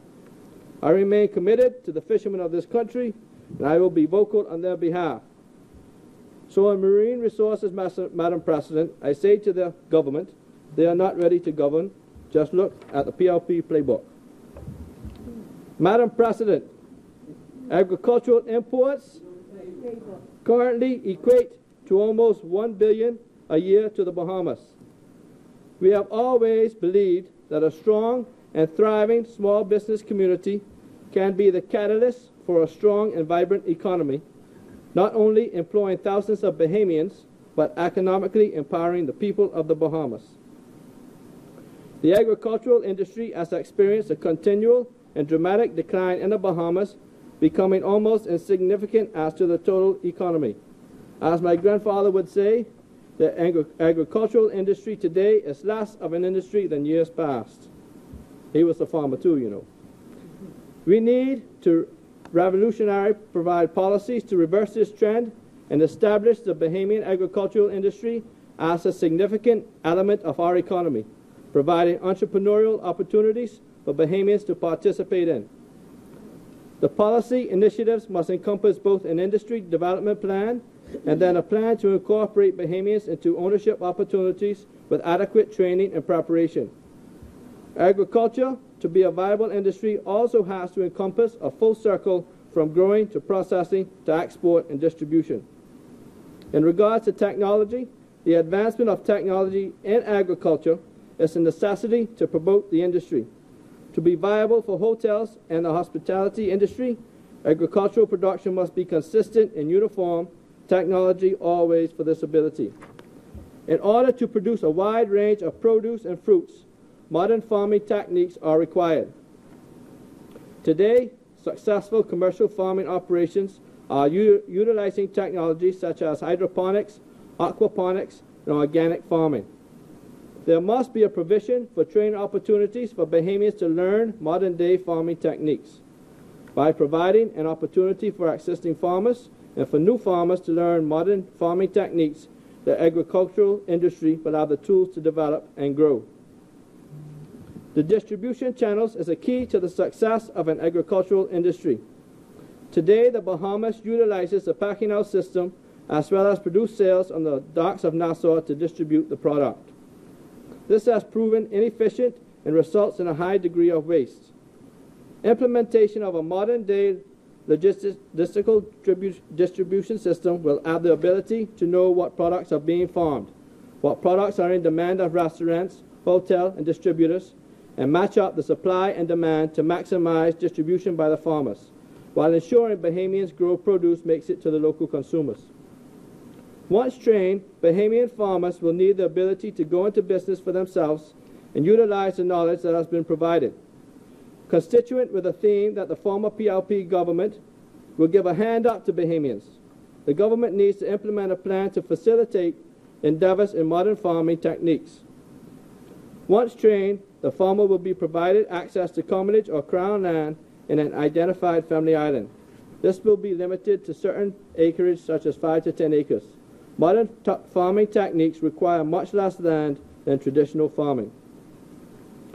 Madam President, the government must find ways to stimulate, facilitate, and encourage the development of agriculture in the Bahamas and to engage in any other activities designed to promote the agricultural, commercial, and industrial development of the Bahamas. The government must be mindful of the need of bridging the gap of the estimated agricultural import bill and engaging Bahamians in the ongoing proposed billions of dollars investment, mainly through anchor projects throughout the Bahamas. Previously, BAIC had commenced work on the following initiatives: expansion and creation of large-scale commercial enterprises, expansion and creation of smaller cottage industry, assistance to school programs as well. The targeted produce items include vegetables such as cabbage, tomatoes, sweet peppers, etc. Livestock, tree farming such as limes, mangoes, avocado, and coconuts, and plants for landscaping such as sea grapes and cocoa plums.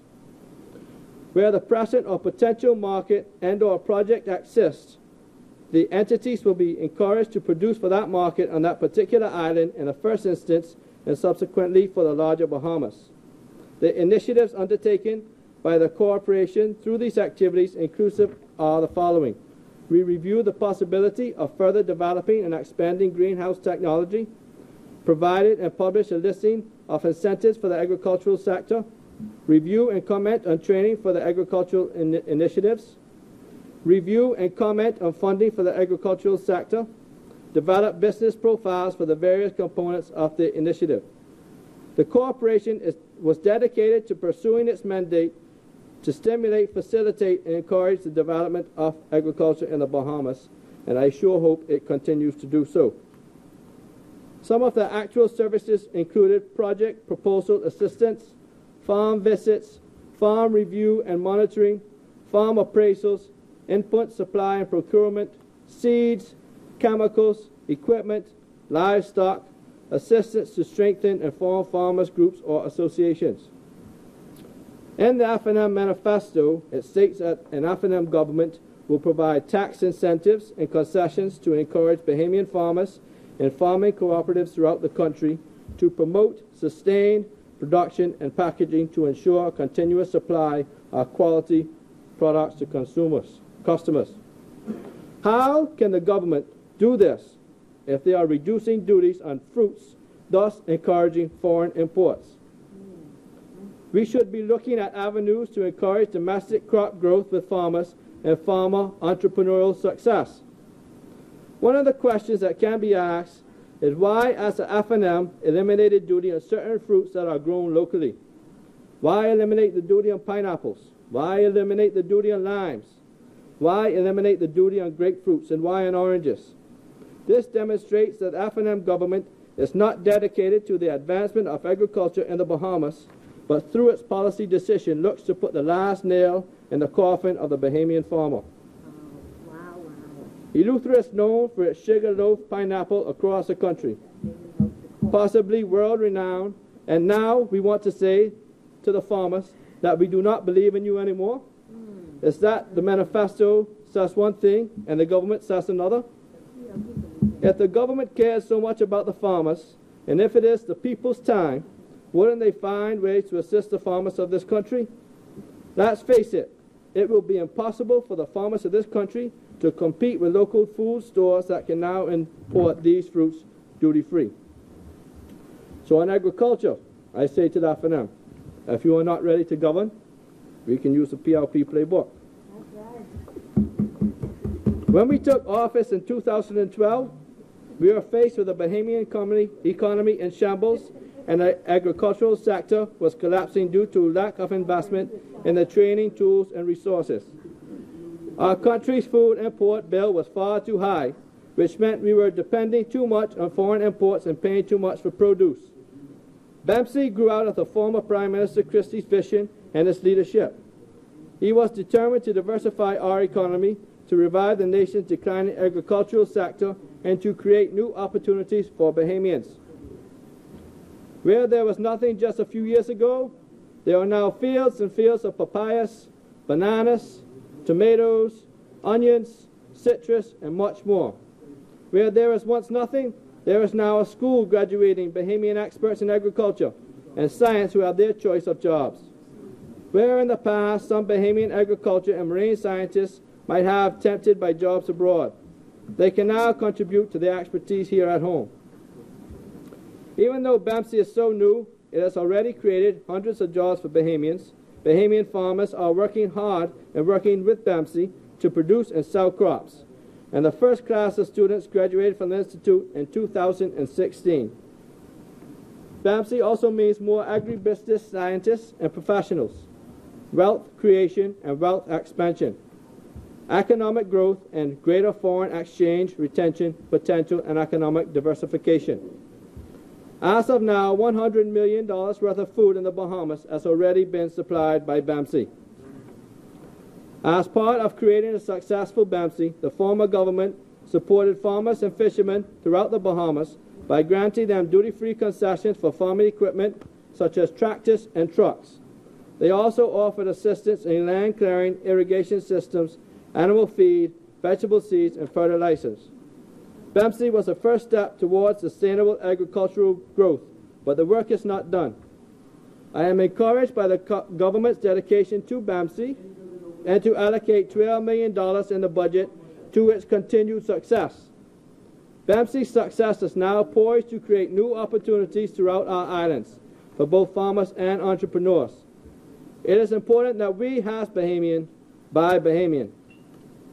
So on food security, I tell that for them, if they need some help, they could use the PLP playbook.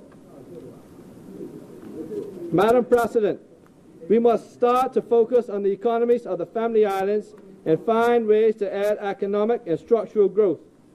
Economies should be developed in the Family Islands as full-circle economies, where production, processing, packaging, and distribution are done at the respective Family Island locations. This would permit residents of various Family Islands to participate in all aspects of an economy and industry, not just one, but for example as farmers. To illustrate this position, I use Spanish Wells fishermen as an example. The residents of Spanish Wells are very talented fishermen, having some of the highest per capita income in the country. But the success of the fishing industry in Spanish Wells is because the fishing industry is a full-circle economy. The development of this industry was as a result of the following. Boats were built in Spanish Wells. Selling the engines of the skiffs in Spanish Wells. Repairing the engines and other mechanical matters in Spanish Wells. Fishing for the crawfish were done by Spanish Wells fishermen. Wholesaler purchase for the fish from the fishermen and exported out of the country. They was processed here, packaged there, and exported. By developing full-circle economies, the proceeds from the industry remain within the island, providing a significant multiplier effect. Developing a full-circle economy on Family Island also provides employment opportunities in all sectors of industry on the island. This model should be translated to all Family Islands in a variety of different industries. Examples of industries that this theory should be applied to could be agriculture, from growing to canning to juicing to exporting and distribution. Also with green energy, from research to assembly and manufacture to export of alternative energy technologies. A government must operate under the fundamental and obvious premise that the Bahamas does not consist only of New Providence alone. That makes, therefore, that the other islands of the Commonwealth deserve our attention. We must be active in islands throughout our country. The former government traversed this country taking our gospel of entrepreneurship, and under BAIC's mandate, we conducted successful programs through working partnerships with the administrators stationed there. Wherever there is a resident population with ambition for economic development, improvement through entrepreneurship, BAIC's Business Service Division came to their aid. The division traveled through the Commonwealth promoting the development of Farmers Association as a business model, and this proven to increase business success for farmers.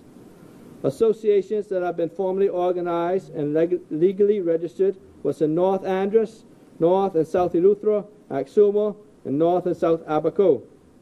Our activities included corporate governance, establishing new associations, and business training with the capacity of building of existing businesses. We worked hard to empower manufacturers, bringing focused attention to their business problems with a view to fostering solutions. To this end, we undertook a number of initiatives. Manufacturers empowerment workshops and seminars. We did 3 a year. Manufacturers Business Forum. We did two per year. Solar and alternative energy solutions review briefings.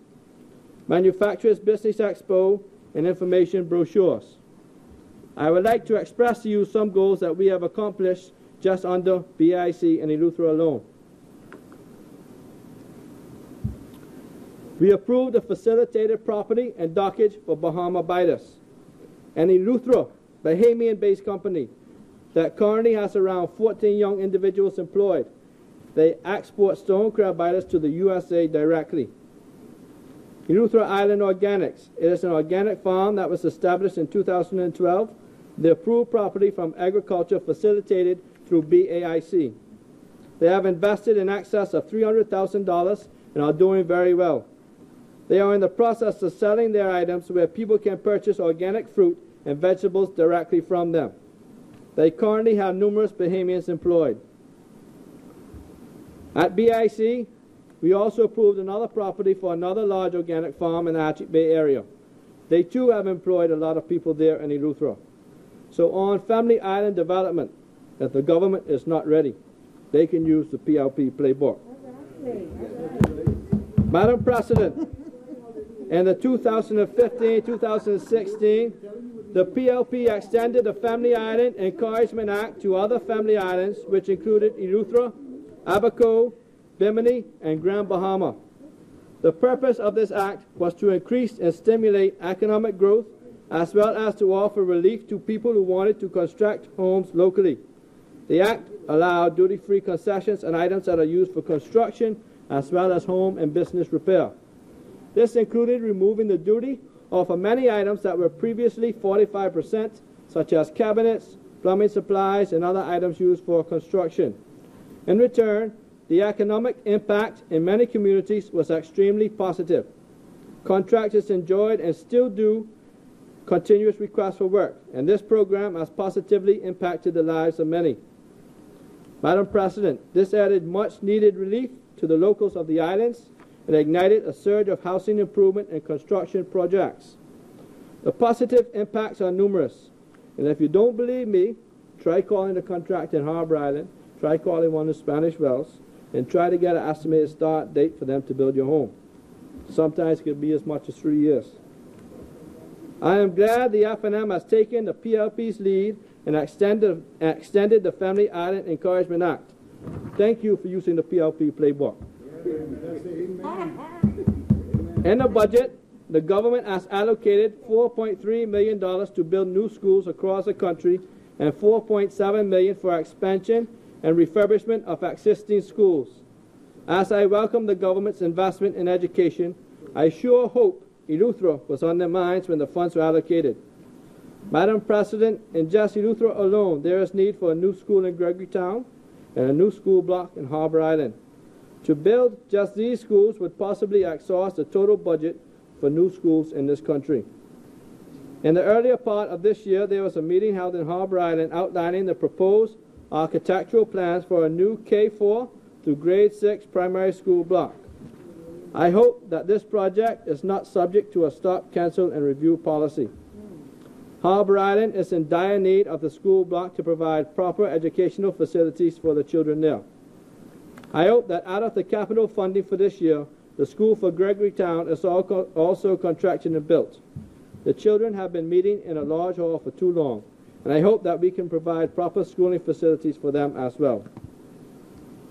Madam President, as a young businessman, I understand that we must find ways to promote the ease of doing business in this country. It is important that governments realize the need to promote small and medium-sized business development and entrepreneurship. It is also important that if governments feel the need to extend tax concessions to business owners, then wouldn't we hope that the young, up-and-coming businessmen and businesswomen enjoy these concessions?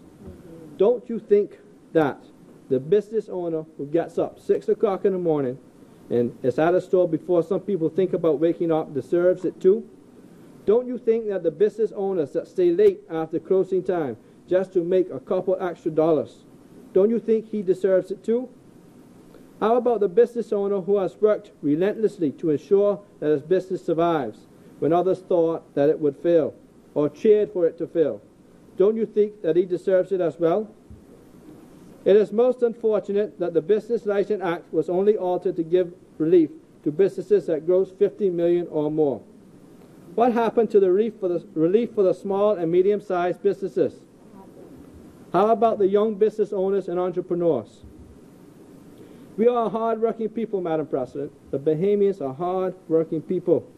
And there are many small to medium-sized businesses across this country that would have welcomed the same 0.25% reduction in their business license fees.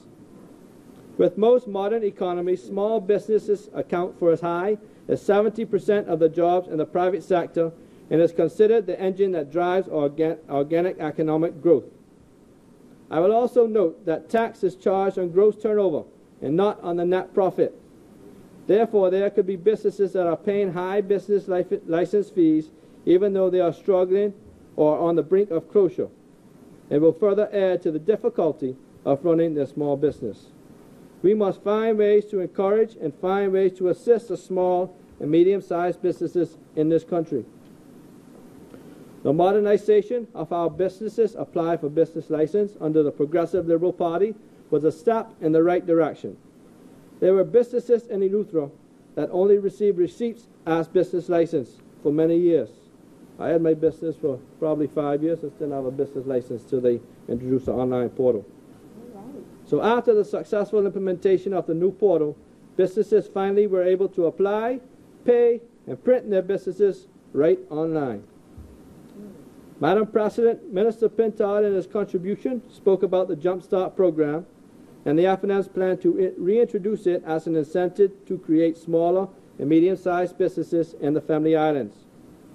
In principle, I support any government funding to assist small and medium-sized businesses that would help in the resurgence of the local economy, especially in North Eleuthero.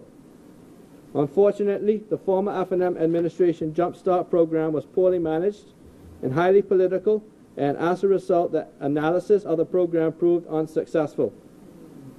As a fisherman and entrepreneur in my local community, one of my greatest challenges to get my business going was capital, because all the banks in the community requested collateral, which, like I and many young entrepreneurs, don't and didn't have. The access to grant funding and low-interest loans is key to the survival of the SMEs. The former administration, through the Ministry of Finance, was finalizing a plan to assist small and medium-sized businesses with low-interest loans and with the support of the Venture Capital Fund. I look forward to the government assisting young entrepreneurs, as there are many young people out there, like myself, like Senator Davis, that just has an idea, but they just need a fighting chance to succeed. Madam President, in the budget, capital detail for Family Island airports show that it is most unfortunate that no airports in Eleuthero was included for reconstruction or renovation. While it is important that other airports need repair and constructive improvements, the North Eleuthero Airport is in dire need of not just repair, but new. North Eleuthero, including Spanish Wells and Harbour Island, has become premier tourist destinations in this country. In return, we have outgrown the current airport. Numerous times through the week, you can see people sitting outside of the airport because there are not enough seats to accommodate the travels. Some people may look at this as a good problem, which may be so, but it's a problem that needs immediate attention. They say a first impression is a lasting impression, so we would want our guests to arrive to a wow factor in North Eleuthero and give them a reason to come back. To date this year, aircraft arrivals in North Eleuthero total an estimated 5,400, with a passenger total of an estimated 30,300 passengers. Just this week alone, Silver made 6 round trips to North Eleuthero in one day. You see, the economic impact of travelers through this airport is momentum. If half of the travelers took a cab to the dock at $5 a person, that equates to $75,750. If half of the travelers were a family of 4 renting a vehicle for one day at $90 a day, that totals roughly through $341,000. This does not include the local economic impact brought on by the investment in a proper airport facility that would accommodate larger airplanes, increase travel with foreign and domestic tourism. The previous government conducted site visits at North Eleuthero Airport, and the recommendation was to build a new airport. I plead to the government to take action as soon as possible, and if they want, they could continue to use the PLP playbook. Madam President, whether recreational or professional, sports are a positive outlook for people. Sports promote discipline, precision of skills, teamwork, coordination, enjoyment, and help people to stay fit. During the PLP's term in office, we launched the Bahamas Sport and Paradise program, the National Sports Academy. We created 3 new stadiums designed by young Bahamian architects, engineers, and contractors. We constructed a one-of-a-kind FIFA beach soccer arena at the foot of the Sydney Portier Bridge, and we commenced construction of the National Sports Academy on Moores Island. In the budget, there is an allocation of $5 million for the construction of gymnasiums in Abaco, Kidd Island, and also my hometown of Eleuthero. I am hoping that these indeed comes to fruition, and the money assigned actually is used to construct these much-needed sporting facilities. Eleuthera is one with rich sports history. Chris Brown from Greencastle is an Olympic gold medalist and has won numerous medals in various competitions around the world. The senior girls basketball team in Harbour Island won the national championship in 2016. Sean Roll from Benjamin Town won the silver in javelin in the 2017 Carifta Games. And just recently, the Samuel Guy Pinder All-Age School, or Spanish Wells All-Age School, won their 4th national softball championship at the annual Austin Knowles softball tournament. As an island, Eleuthera is rich in athletic ability and is well deserving of this sports facility. A sport facility will be able to help in fitness testing, assessments, and will provide a location for specific conditioning programs. I do believe that we have only touched the surface with the sports abilities in this country with the likes of Buddy Hield. Providing proper facilities will expand the abilities of our local athletes. I hope the F&M expands on the foundation the PLP has started. I will do my part to keep reminding the government of the allocation for the complex in Eleuthera, Abaco, and Cat Island to ensure that they get it. Or if they feel like they can't get it done, the F&M can follow the PLP playbook. Local government plays an important role in executing the duties of the central government and local communities throughout the Family Islands and Grand Bahama. The local government election took place in the Family Islands last week, June 22nd, 2017. It was a peaceful election, and I must say I was very impressed of the slate of candidates offered across the island of Eleuthera. There were many young individuals who offered themselves for the first time. They ran a passionate, clean campaign, and some of them were ultimately successful. I think I should name these because, you know, they worked hard and they're young people, and young people need encouragement in this country. Right. So some of these individuals include Terrence T.J. Davis, Wanda Perseni, Damon Bethel, Holly Bartlett, and Summer Pinder. These names who I have called off are young people in these communities who are passionate about promoting domestic economic growth, empowering young people, and making their communities better. Local governments, unfortunately, are now only provided with a budget to execute the minimal affairs in their communities. The initial idea was for local councils to be able to manage the affairs of their communities, as well as be able to fund small capital projects that the council deems necessary. But after budget cuts from successive governments, the councils are only able to operate at a minimal. I do support the idea of a percentage of local revenue being injected back into each community to stimulate growth and necessary local input on what the community needs. No one knows what is needed more than the people that live and work in these communities. The F&M has committed themselves to establish local government in Nassau. This can eventually be effective and promote community involvement in our capital. However, we must ensure that the government irons out the issues in the Family Islands before implementing local government in Nassau. I have served on the local government board, and I understand the need for proper structure and funding in order for it to be effective. There needs to be proper parameters and procedures set in place that each council must follow in order to operate properly and unbiased. As you are aware, local council members are residents of their communities, and at times they encounter high scrutiny. It is important that a proper procedural system is put in place to be adhered to by all local councils to ensure that whatever is done or approved is done so in the best interest of each community. I also understand that no two situations are the same, and at times discretion may be needed. In conclusion, Madam President, the campaign and the rallies are now over. The government must get and do what they were hired to do: govern. We are not here to play the blame game, but we will support the government in policies and legislation that align with our own beliefs and convictions. We wish the government well and wish them success. However, we will hold their feet to fire, so to speak. We will keep the government accountable to ensure that they govern in the best interest of the Bahamian people. The PLP was voted out. We must now move on past that. We have a new administration one that has promised to give us free education, no tax to over-the-hill communities and impoverished areas, and to give us transparency and accountability. Let's get to it so we can obtain these campaign promises made by the F&M. It is important that the government puts people over politics. These are real people who have real problems in real life.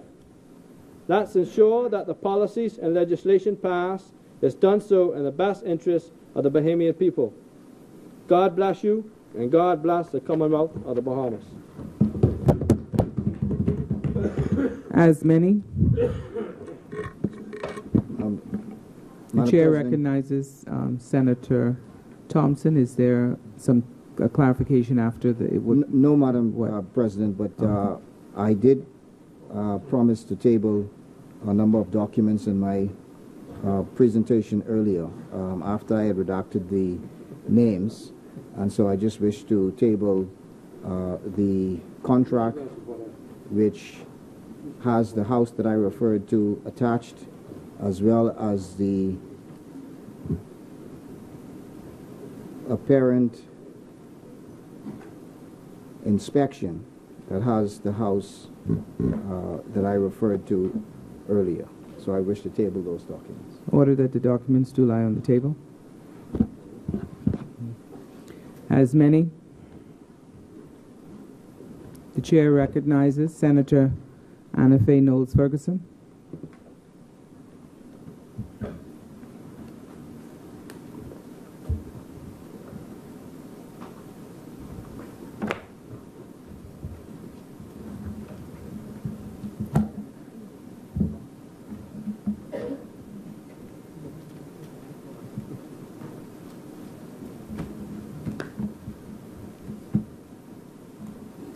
Thank you, Madam.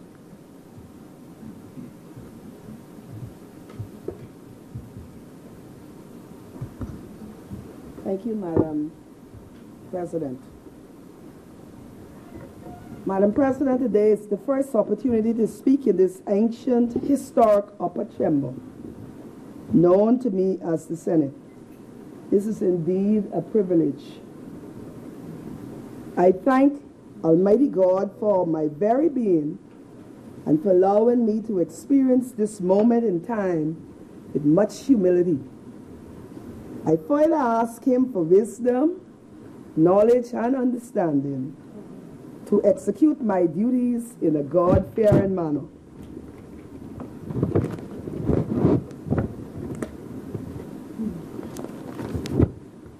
Madam President, it is only fitting that I embrace this golden opportunity to congratulate you on your elevation to this high and noble office.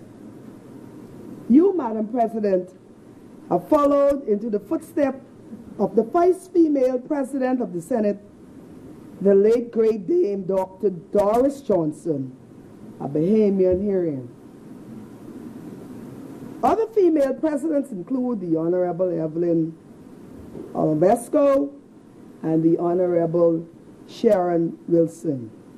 Your appointment is indeed noteworthy.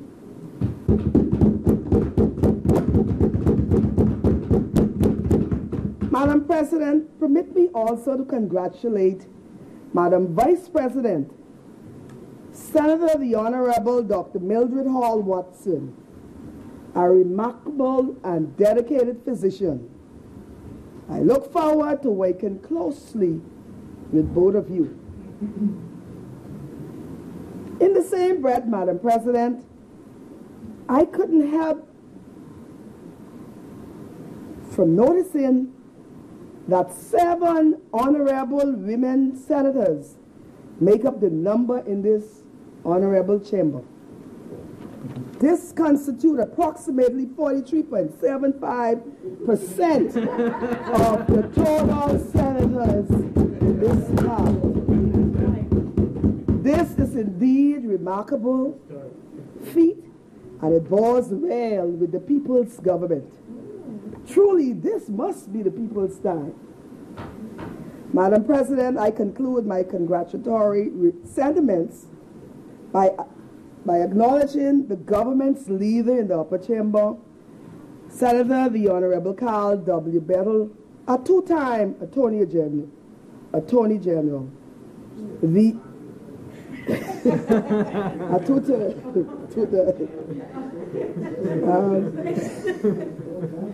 the opposition Senate leader, Senator the Honorable Frederick Mitchell, another prominent attorney, and all other honorable senators.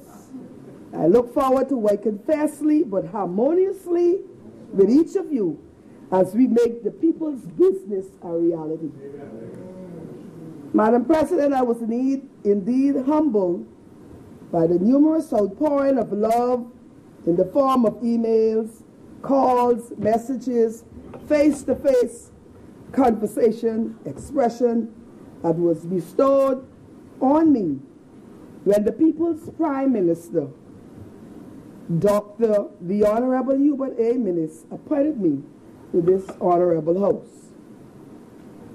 I am extremely grateful to the Honorable Prime Minister for this appointment to this upper house. This signals his confidence in me to perform on behalf of the people, which I don't take lightly. I also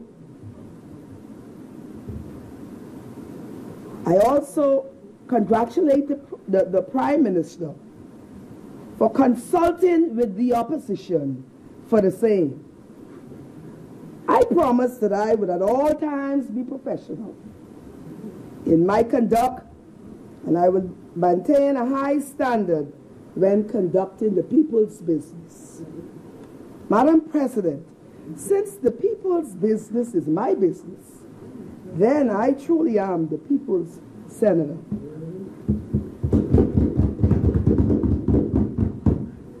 Madam President, I am cognizant of the fact that I did not make it to this honorable upper house on my own. My steps were ordered by the Lord, but it was shaped by many. Kindly indulge me, Madam President, for a short, brief moment to say that it has been a long trek from the Barnhill, Crooked Island, to this upper chamber. My parents, the late Jose Roger and Emily Louise Ferguson, along with my brother Eugene, my late brother Eugene, who was my mentor, and my grandmother Melvina, who practically raised me, are perhaps looking from the spirit world and cheering me on. My husband Reginald, who I know is glued to the television in Abaco, is my #1 fan and a great cheerleader. My 9 siblings are also proud of me. My children, Gus, Robin, Regina, and Reginald, are my advisor, and they counsel me daily. Danae, Gus, Jr., Pathan, and Riley are my grandchildren whose future legacy depends on me. My nephew, nieces, cousin, and all the other family members all wish me well.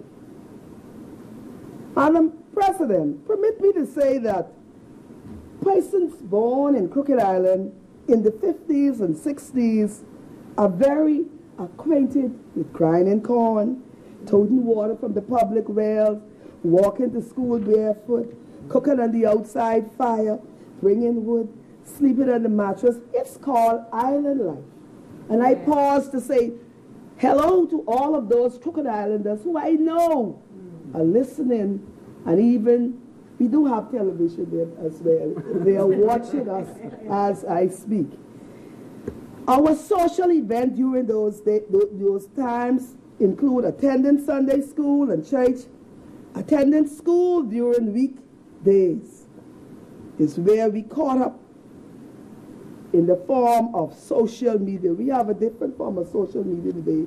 Yesteryear's ours was different.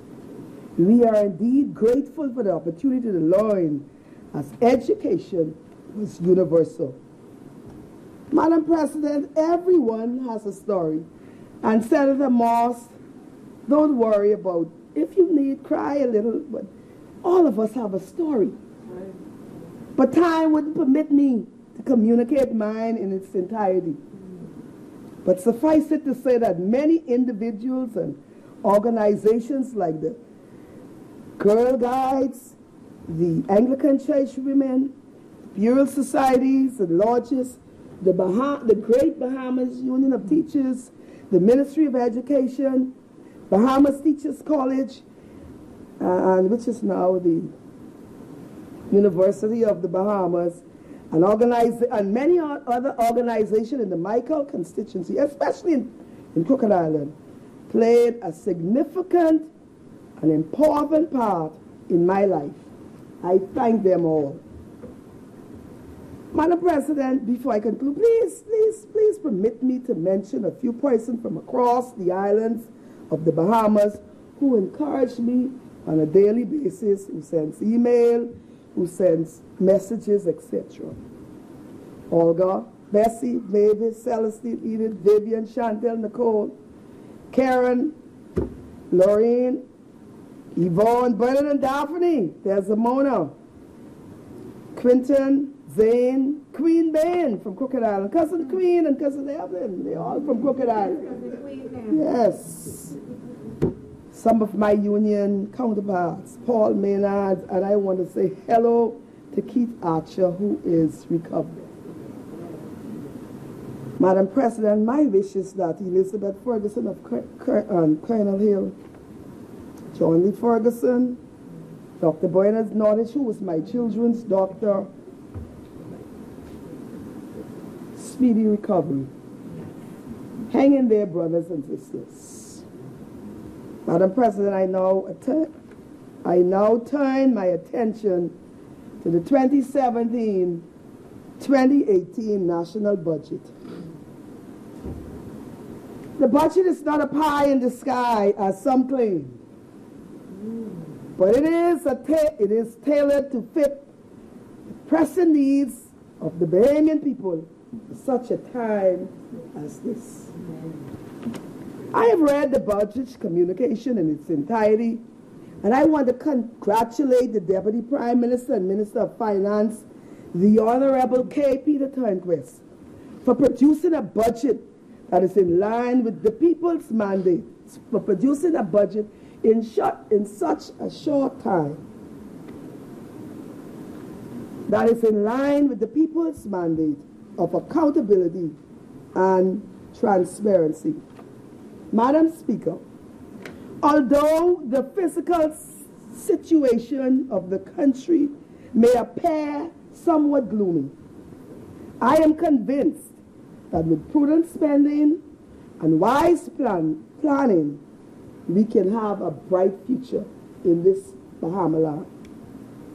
My contribution to this budget debate will focus mainly on education and family island development. I am so happy that Senator Dotson Isaac spoke before me. And so there are things in my short presentation that I don't even have to mention because she did a wonderful job. Madam President, I am convinced that this government is committed to building a knowledge-based society.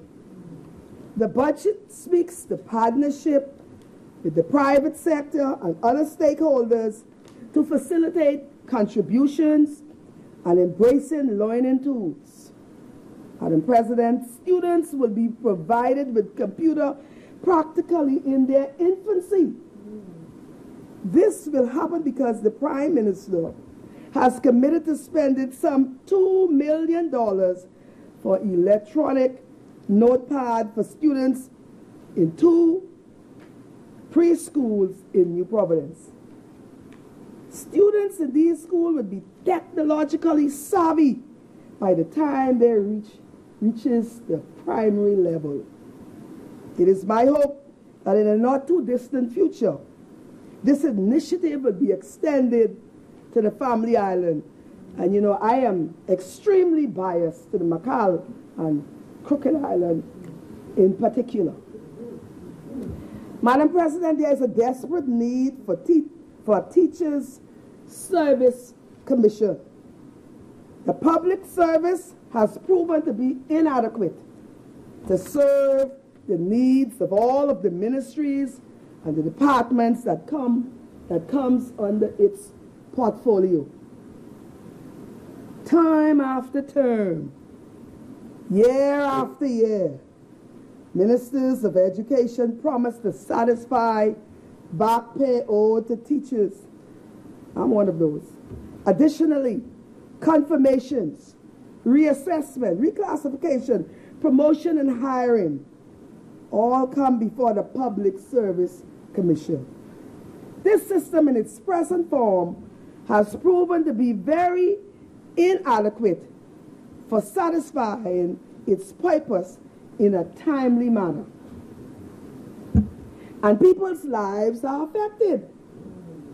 Teachers' lives are affected with no end in sight. And I'm sure there are hundreds of teachers in the public and private sector that is, according to what their emails say to me, they will be watching, they will be hoping, and they have confidence that I will speak for the teachers. And so teachers, if you're out there watching and listening, this one for you. And teachers' lives are affected. Teachers' lives are affected with no end in sight.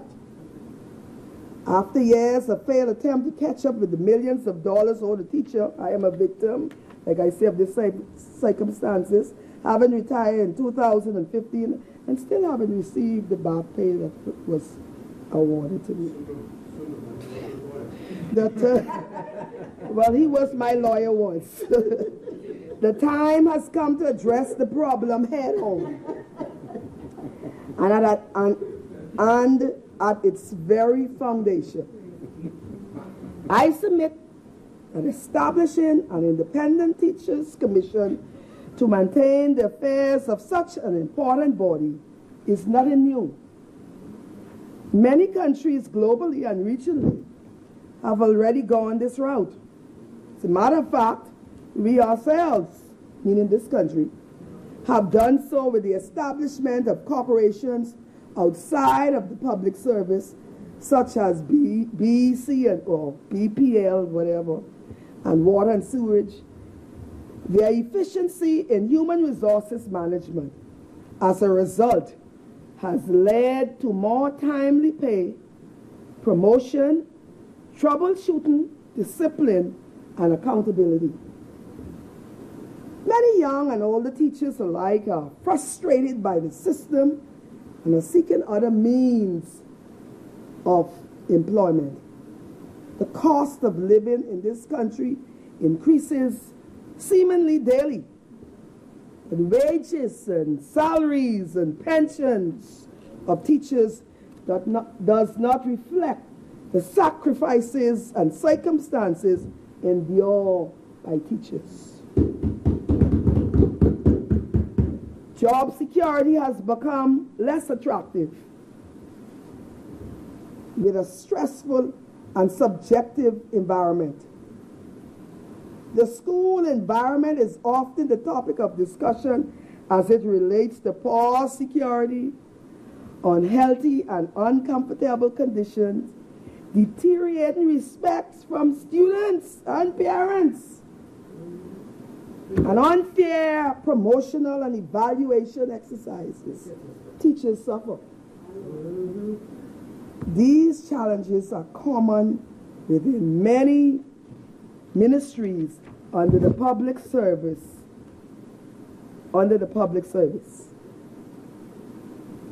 No wonder why the community always throw in the teacher's face, what about your D average? Well, I say to them that there's more to it than the eye see. Teaching is not only about subject in the classroom. A lot of things contribute to the teaching profession. Education is much too important to allow these inefficiencies to continue unchecked. Don't get me wrong. The Teaching Service Commission is not the answer to all the ills of education. But it is a step in the right direction if we are to begin to cure the ills of the profession. An exclusive body will be mandated to address all these an exclusive body will be mandated to address all things education and will therefore be more focused, easily monitored for quality control and a fair assessment. The morale of many Bahamian teachers is low. Like any other business, Madam President, or organization, if your frontline workers are discouraged and morally deflated in their work, the result is often manifested in the level of productivity. I pray that the day comes when we will see, when the Bahamas will see through the eyes of the teacher. Let me assure you that teaching is the teachers of all the professions. Teachers make president of Senate, lawyers, doctors, and everything else. So at one point in time, all student goes through the hands of a teacher, and therefore we make multiple professions. I'm optimistic that the Honorable Minister, who himself was a teacher, would see this happen. Graduation. Madam President, the national diploma is a great idea, but the facilities for the ceremony are lacking and needs to be reconsidered. NASA has 4 districts. Perhaps the ceremonies can be done by district. I am reliably informed that Grand Bahama was a logistical nightmare. Parking was limited and there was a considerable walk from the function. The room could not hold the guests, and the police enforced the capacity code to adhere to the safety regulations. This caused scores of parents to be turned away, left outside. Many of them got hostile. They bang on the glass and they push it in to get in. So security and police had to do all that was necessary to restrain the family of the graduates. Madam Speaker, this should not happen again next year. The graduation ceremony should reflect the culture of the Bahamas wherever possible. In fact, graduations are not just for parents. It's a family and a community affair. Madam President, we have traveled all over the world examining educational system. And I pause to say thank you to the great Bahamas Union of Teachers, who I was elevated from shop steward, the branch chairperson, to area vice president. And that took me all over the globe on at least 5 continents. And so thank you very much, Bahamas Union of Teachers. I know Quentin Leroy in Grand Bahama is listening and looking. I know Zane is looking. I know the acting president, Joan Knowles Turnquist, and all of those, the secretary, John Musgrove, and all of those are listening. Madam President, believe it or not, we are ahead in a few areas. Like a united curriculum and syllabi, however, we fall short in other areas. I do feel, however, that we have not fully exploited our excellence here. We need a greater effort in researching our own successes, establishing best practices and modeling them. And I think NGM major in Long Island is a good place to start. We need avenues for educators to share their successes and have vibrant and continuing conversations about education. We cannot forget the advancing technologies and teachers who are deficient in those areas. They should be afforded the opportunity to be retrained. Other issues for concern includes the overcrowding timetable at the primary school level, the availability of technical and specialized teachers in the Family Islands to cater to those who are less academically inclined, lack of remediation for students who are falling through the cracks. Got to take care of those, or else they will take care of us. Lack of discipline and poor school management. I think now I'm optimistic about the minister's commitment to sit with the retired teachers to determine the extent of any assistance and/or recommendations that they may have to assist the Department of Education. As said by the Minister of Education, a review of the entire educational system within the Family Islands community is long overdue. Madam President, it is a known fact that education, national security, and health care are the backbone of any progressive nation. Many have expressed that this is indeed true for the Bahamas. Special attention must be given to the qualities of these sectors and the workforce responsible for securing the same. It is noted, however, that when it comes to a healthy work environment, educators are exposed on a daily basis to risk from their environment by students from different households, old mold, I think Senator talked about that, infested building or highly stressful situations. We must safeguard our profession as much as possible by providing the best health care and security to ensure the highest level of productivity and longevity in the system. It is sad, however, that the present health insurance for teachers provided by the government, in my opinion, fall below the required standards. Here are some information about the teachers' medical group plan. The government maintains a group plan with Kalina by securing 80% of the premium for educators insured.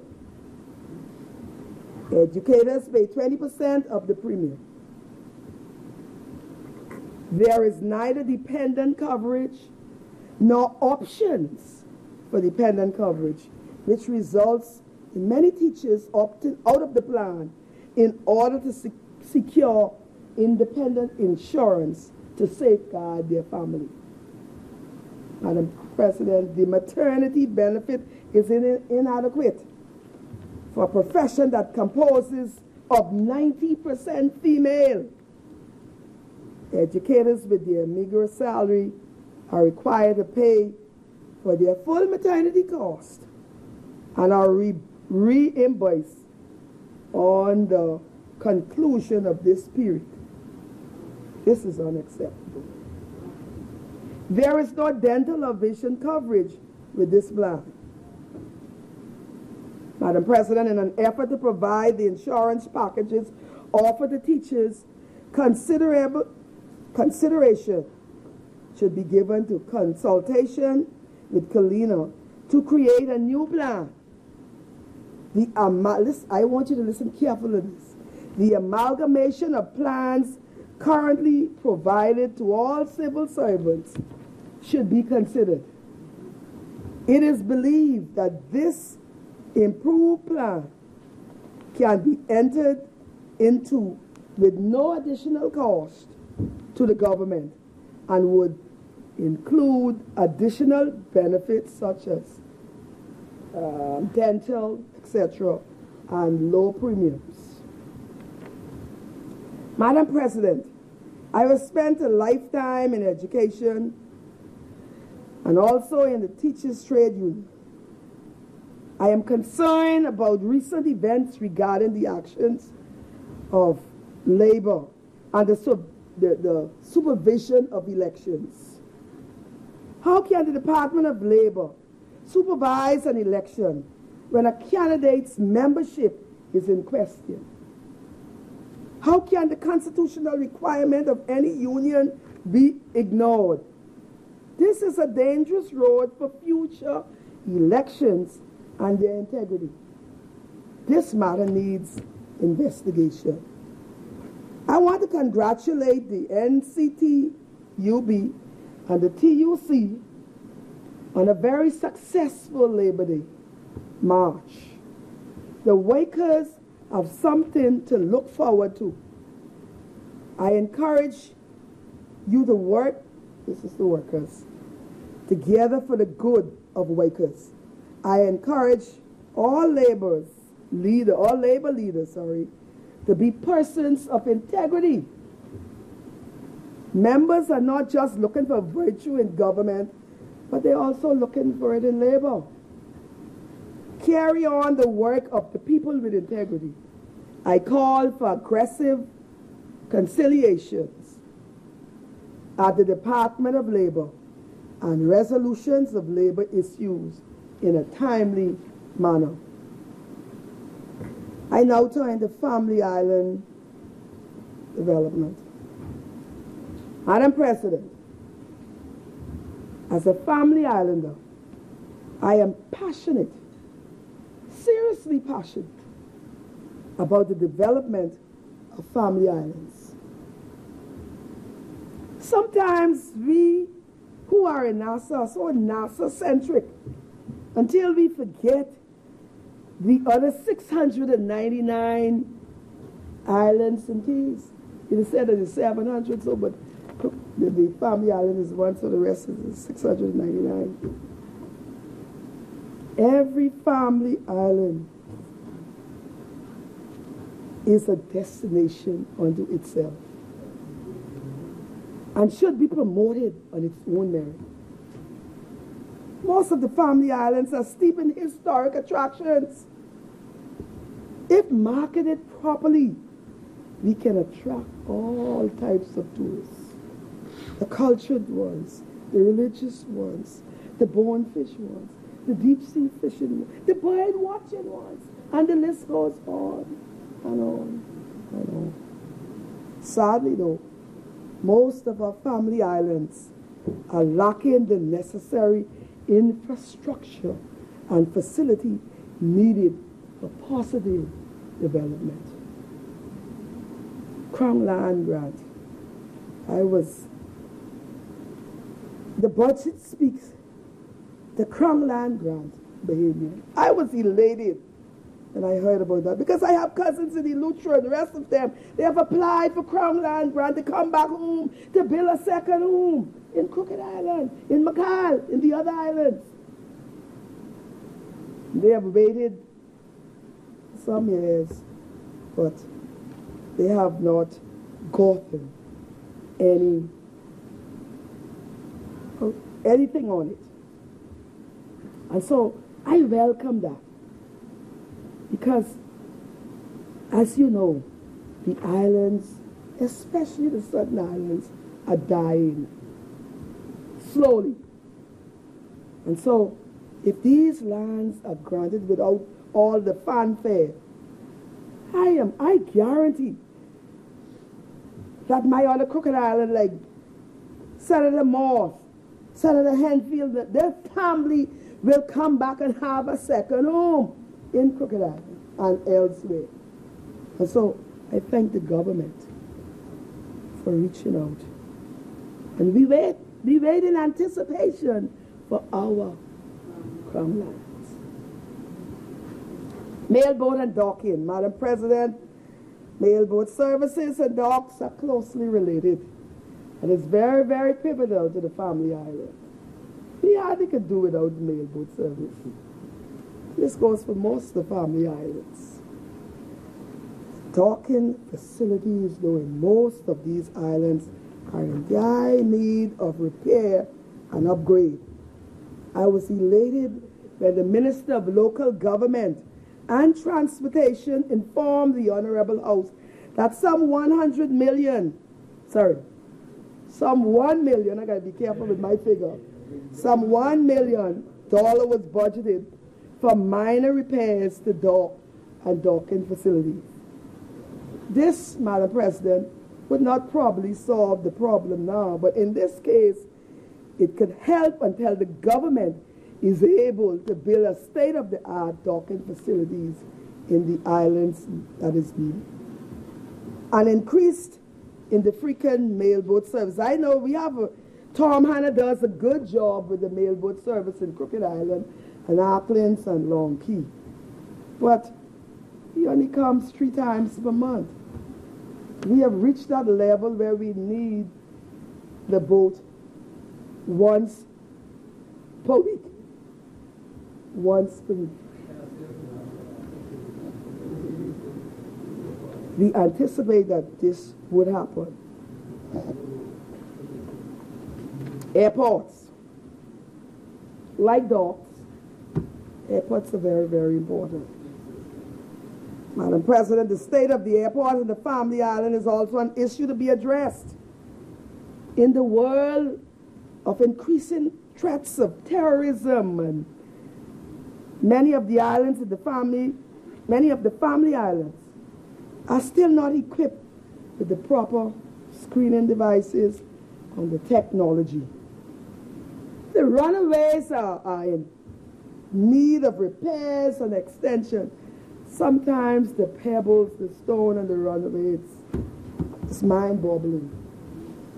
To accommodate modern aircraft and a wider variety of aircraft carrier. In Crooked Island and Auckland and Long Key, Bahamas Air comes twice per week, Wednesdays and Saturdays. In my opinion, Madam President, this is inadequate. I want to commend the government, though, for reducing the tariff on aeroplane parts. I know that this has been little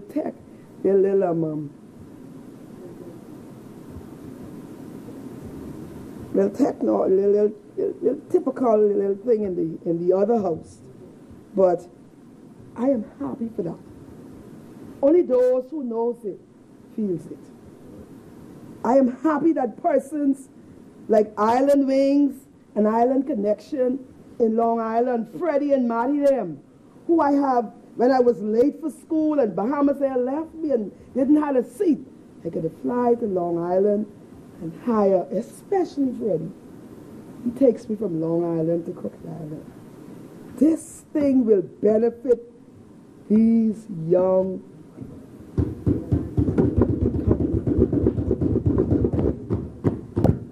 I am happy for that.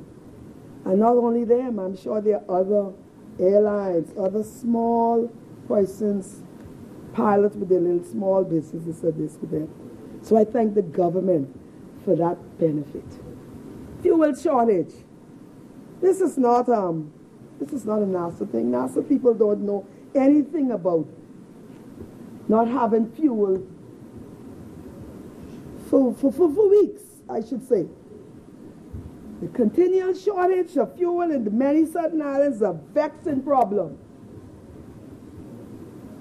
Fuel shortage not only disadvantages the residents, but also it affects essential services such as the police and the healthcare. Madam President, when there is no fuel in the island, the police can't go on patrol. What is going on? We don't have much buggies in Crooked Island. The nurse can't go to the patient. What they going on? There's no fuel. And so something must be done to eradicate these, especially, I isolate those two because they're so important to the family island. And so something must be done. I'm sure that the Minister of Health and the Minister for National Security will see that those things will be a thing of the past. It hinders mobility. I can tell you that. Road work. Madam President, the conditions of the road in many of the family islands are in a state of disrepair.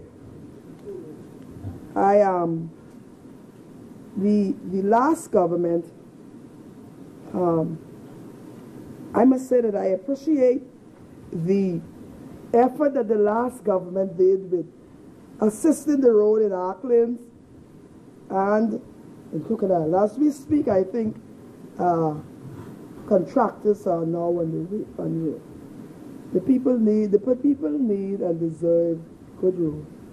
And so I would hope that they have the, we don't know the scope of work though, and we don't know how much was the contract, and we don't know the time frame. I'm talking about the road. So these are things that we need to know as residents there, because we want to know whether we are getting gypped or not. And so I would hope that those roads are compared. Now, Lonky is a different case. I understand that $100,000 was given to put some dirt on the road in Lonky. That was shortly before election.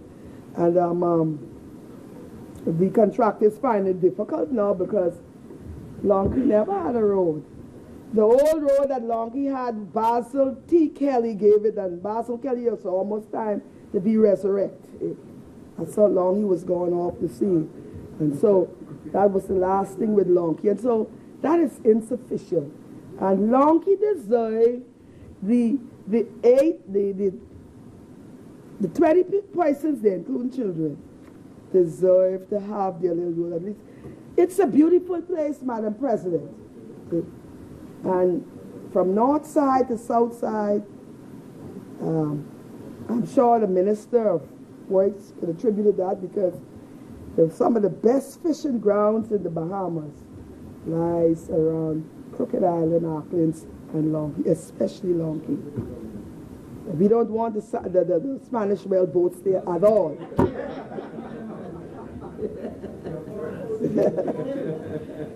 And so, Madam President, I would hope that something would be done to Lonky, because many times we go at the south side, they don't know that we are there, and so we have to walk the footpath into the settlement. And so I would hope that something is done with that. Local government, Madam President, I want to, at this time, congratulate all those persons in the island who have won. And for my island, David Daxon is the chief councillor, and Ernell Hasty Jr. is the deputy. For Auckland's is Mario Virgil is the chief councillor, and Marvin Campbell as the deputy. I haven't got the score from Megwan and Inagua, but I'm sure it will be I'm sure, I'm not talking political now. I'm just talking what's happening. So congratulations, winners, and may you do well, because the local government is so important to the family islands. We depend on the local government for all local needs. More money should be pumped into the local government. I am a victim because my term ends the same month, 30th this month, as a councillor for Richmond, Seaview, Cripple Hill, and Morstown. And so I thank all of them who has supported me over the years as their councillor. I hope I live up to their expectation. Madam President, sports are recognized as a medium means for young people to acquire tertiary education, world-class experience and wealth. We have many gifted Bahamians whose talent are not being fulfilled because they are in an island with little or no facilities and programs. We have Golden Girls and Buddy Heels and Chris Brown and others. We must endeavor to give them an opportunity to have their talents expressed. With all the swimmers in our island, I like swimming, but I only could practically float. With all those talents in swimming and all the students in Auckland are swimmers. We must expand, and Crooked Island and the other islands, we must expand our development of swimming.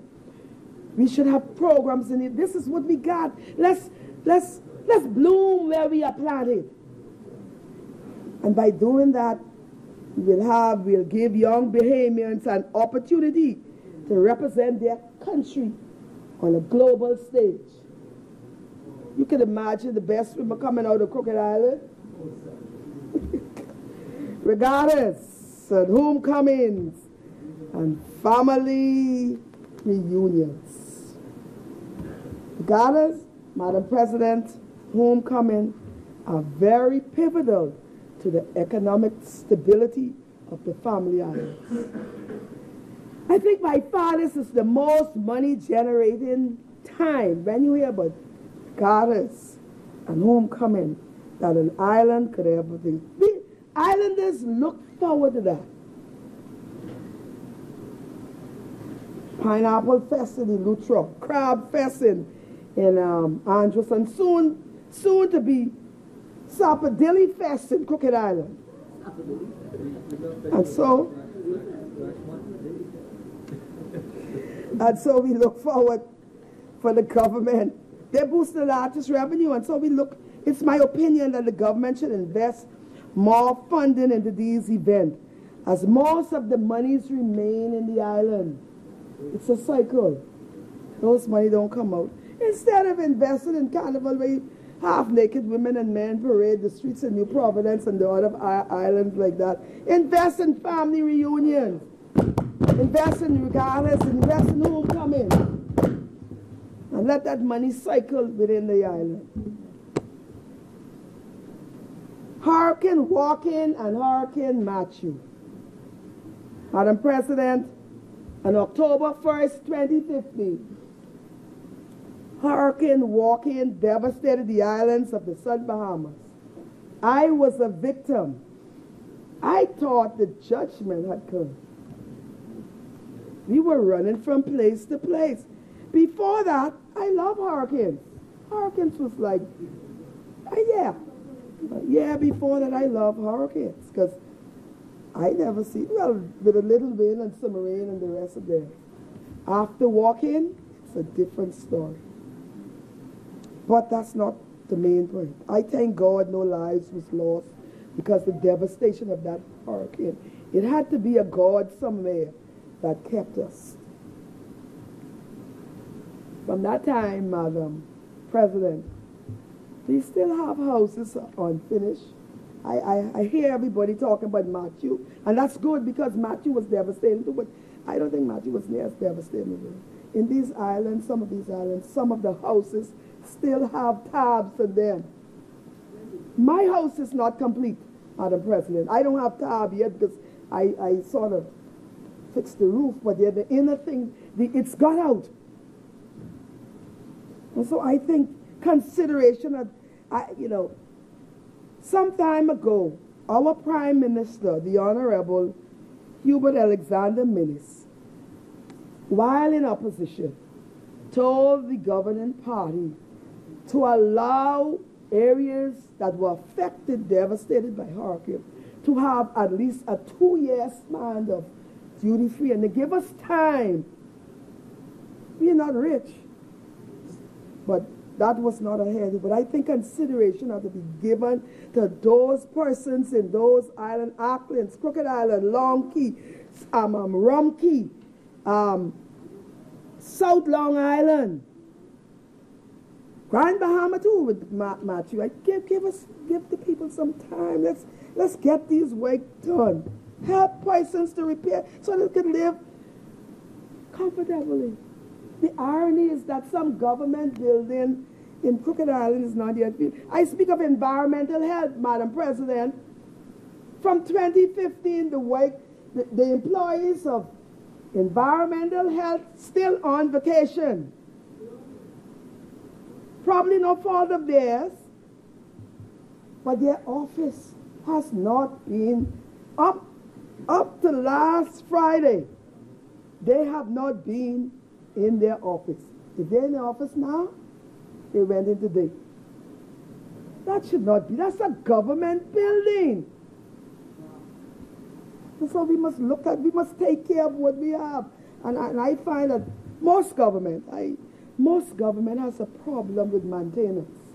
We need to move beyond that, Madam President, and let's maintain what we have. It's unbelievable. It's unthinkable that from 2015 persons have not gotten their lives together yet because of hurricane.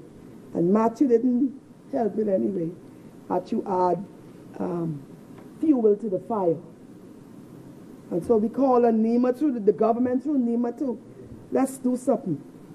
All is not lost. I was happy and elated, Madam President, when I learned of the newly constructed hurricane supply warehouse in Inagua. This is good. The same, though, should be done in other areas of this country so that relief items, after any hurricane, I pray God there's none. But the reality is, someone spoke about global warming. The reality is it might happen. And so I would want the government to look at other islands in the Bahamas to do the same as was done in Inagua. I am cognizant that the American government was the main thing behind that, but the government could take on some of that as well, so that the relief item could be readily accessible after a hurricane. I'm winding down, Madam President. I promise to be very short, and I am living up to my statement. Election and hiring. Madam President, during the days leading up to the last election, I had the opportunity to observe, because I went to Crooked Island. That's the place where I cast my ex. That's my home. That's my native land. That's where I live. I had the opportunity to observe the idea of job creation in most of the Family Island, but especially in my Cal district, where I am an advocate for job creation. I think job creation should happen, must happen, will happen. But what I saw, Madam President, is sheer abuse of persons who were desirous of employment. You have to remember that there is no readily job available in those southern islands. But Madam President, many persons in these islands were unemployed and in need of job to support their families.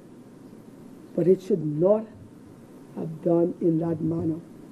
It should have been done in accordance with the policy and procedures that governs hiring in the public sector. No way somebody's supposed to be in a town meeting and says, you will have this, you will have it, you will have this. After it was all, before the election, persons were security. We had security in Auckland, so securing the police. The police station is in Auckland, and the security is manning the police station. We have clinics in Auckland, what was dilapidated, wasn't in use, but we had security there. I was told from someone in Megwana, you had two elderly, 88 and 89, who was watching the graveyard. I mean, come on now. I felt so bad.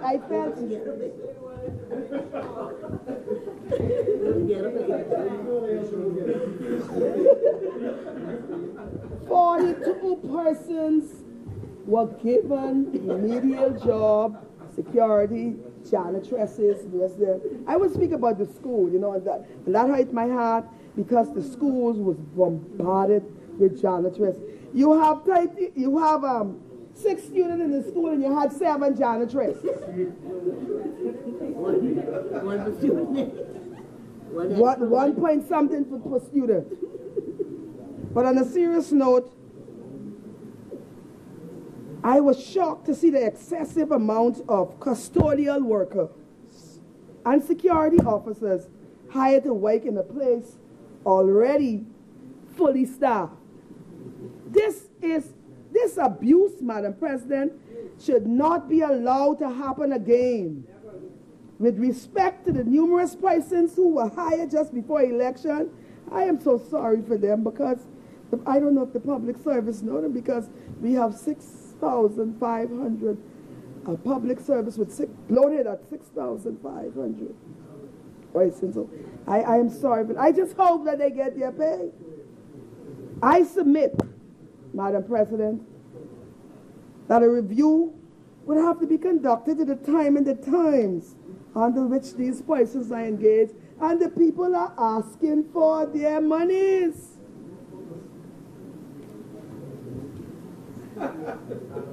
As I conclude, Madam President, I just want to say that I'm not going to deal with this point because the Honorable Senator Sweden has already talked about the agriculture. I firmly believe that we in the Family Islands should be able to feed ourselves.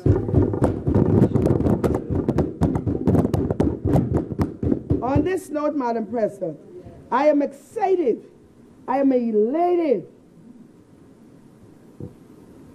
to support this 2017-2018 national budget in all of its entirety. Thank you. That's many. Madam President, I beg leave to move that the business of the Senate be suspended until Tuesday, the 27th day of June at 3 p.m. in the afternoon, if I may obtain a seconder. Second. It has been moved and seconded that the business of the Senate do suspend to 3 p.m. on Tuesday, June 27th, 2017. All those in favor? Aye. 3. I said 3. Those not in favor? The ayes have it. The business of the Senate is now suspended to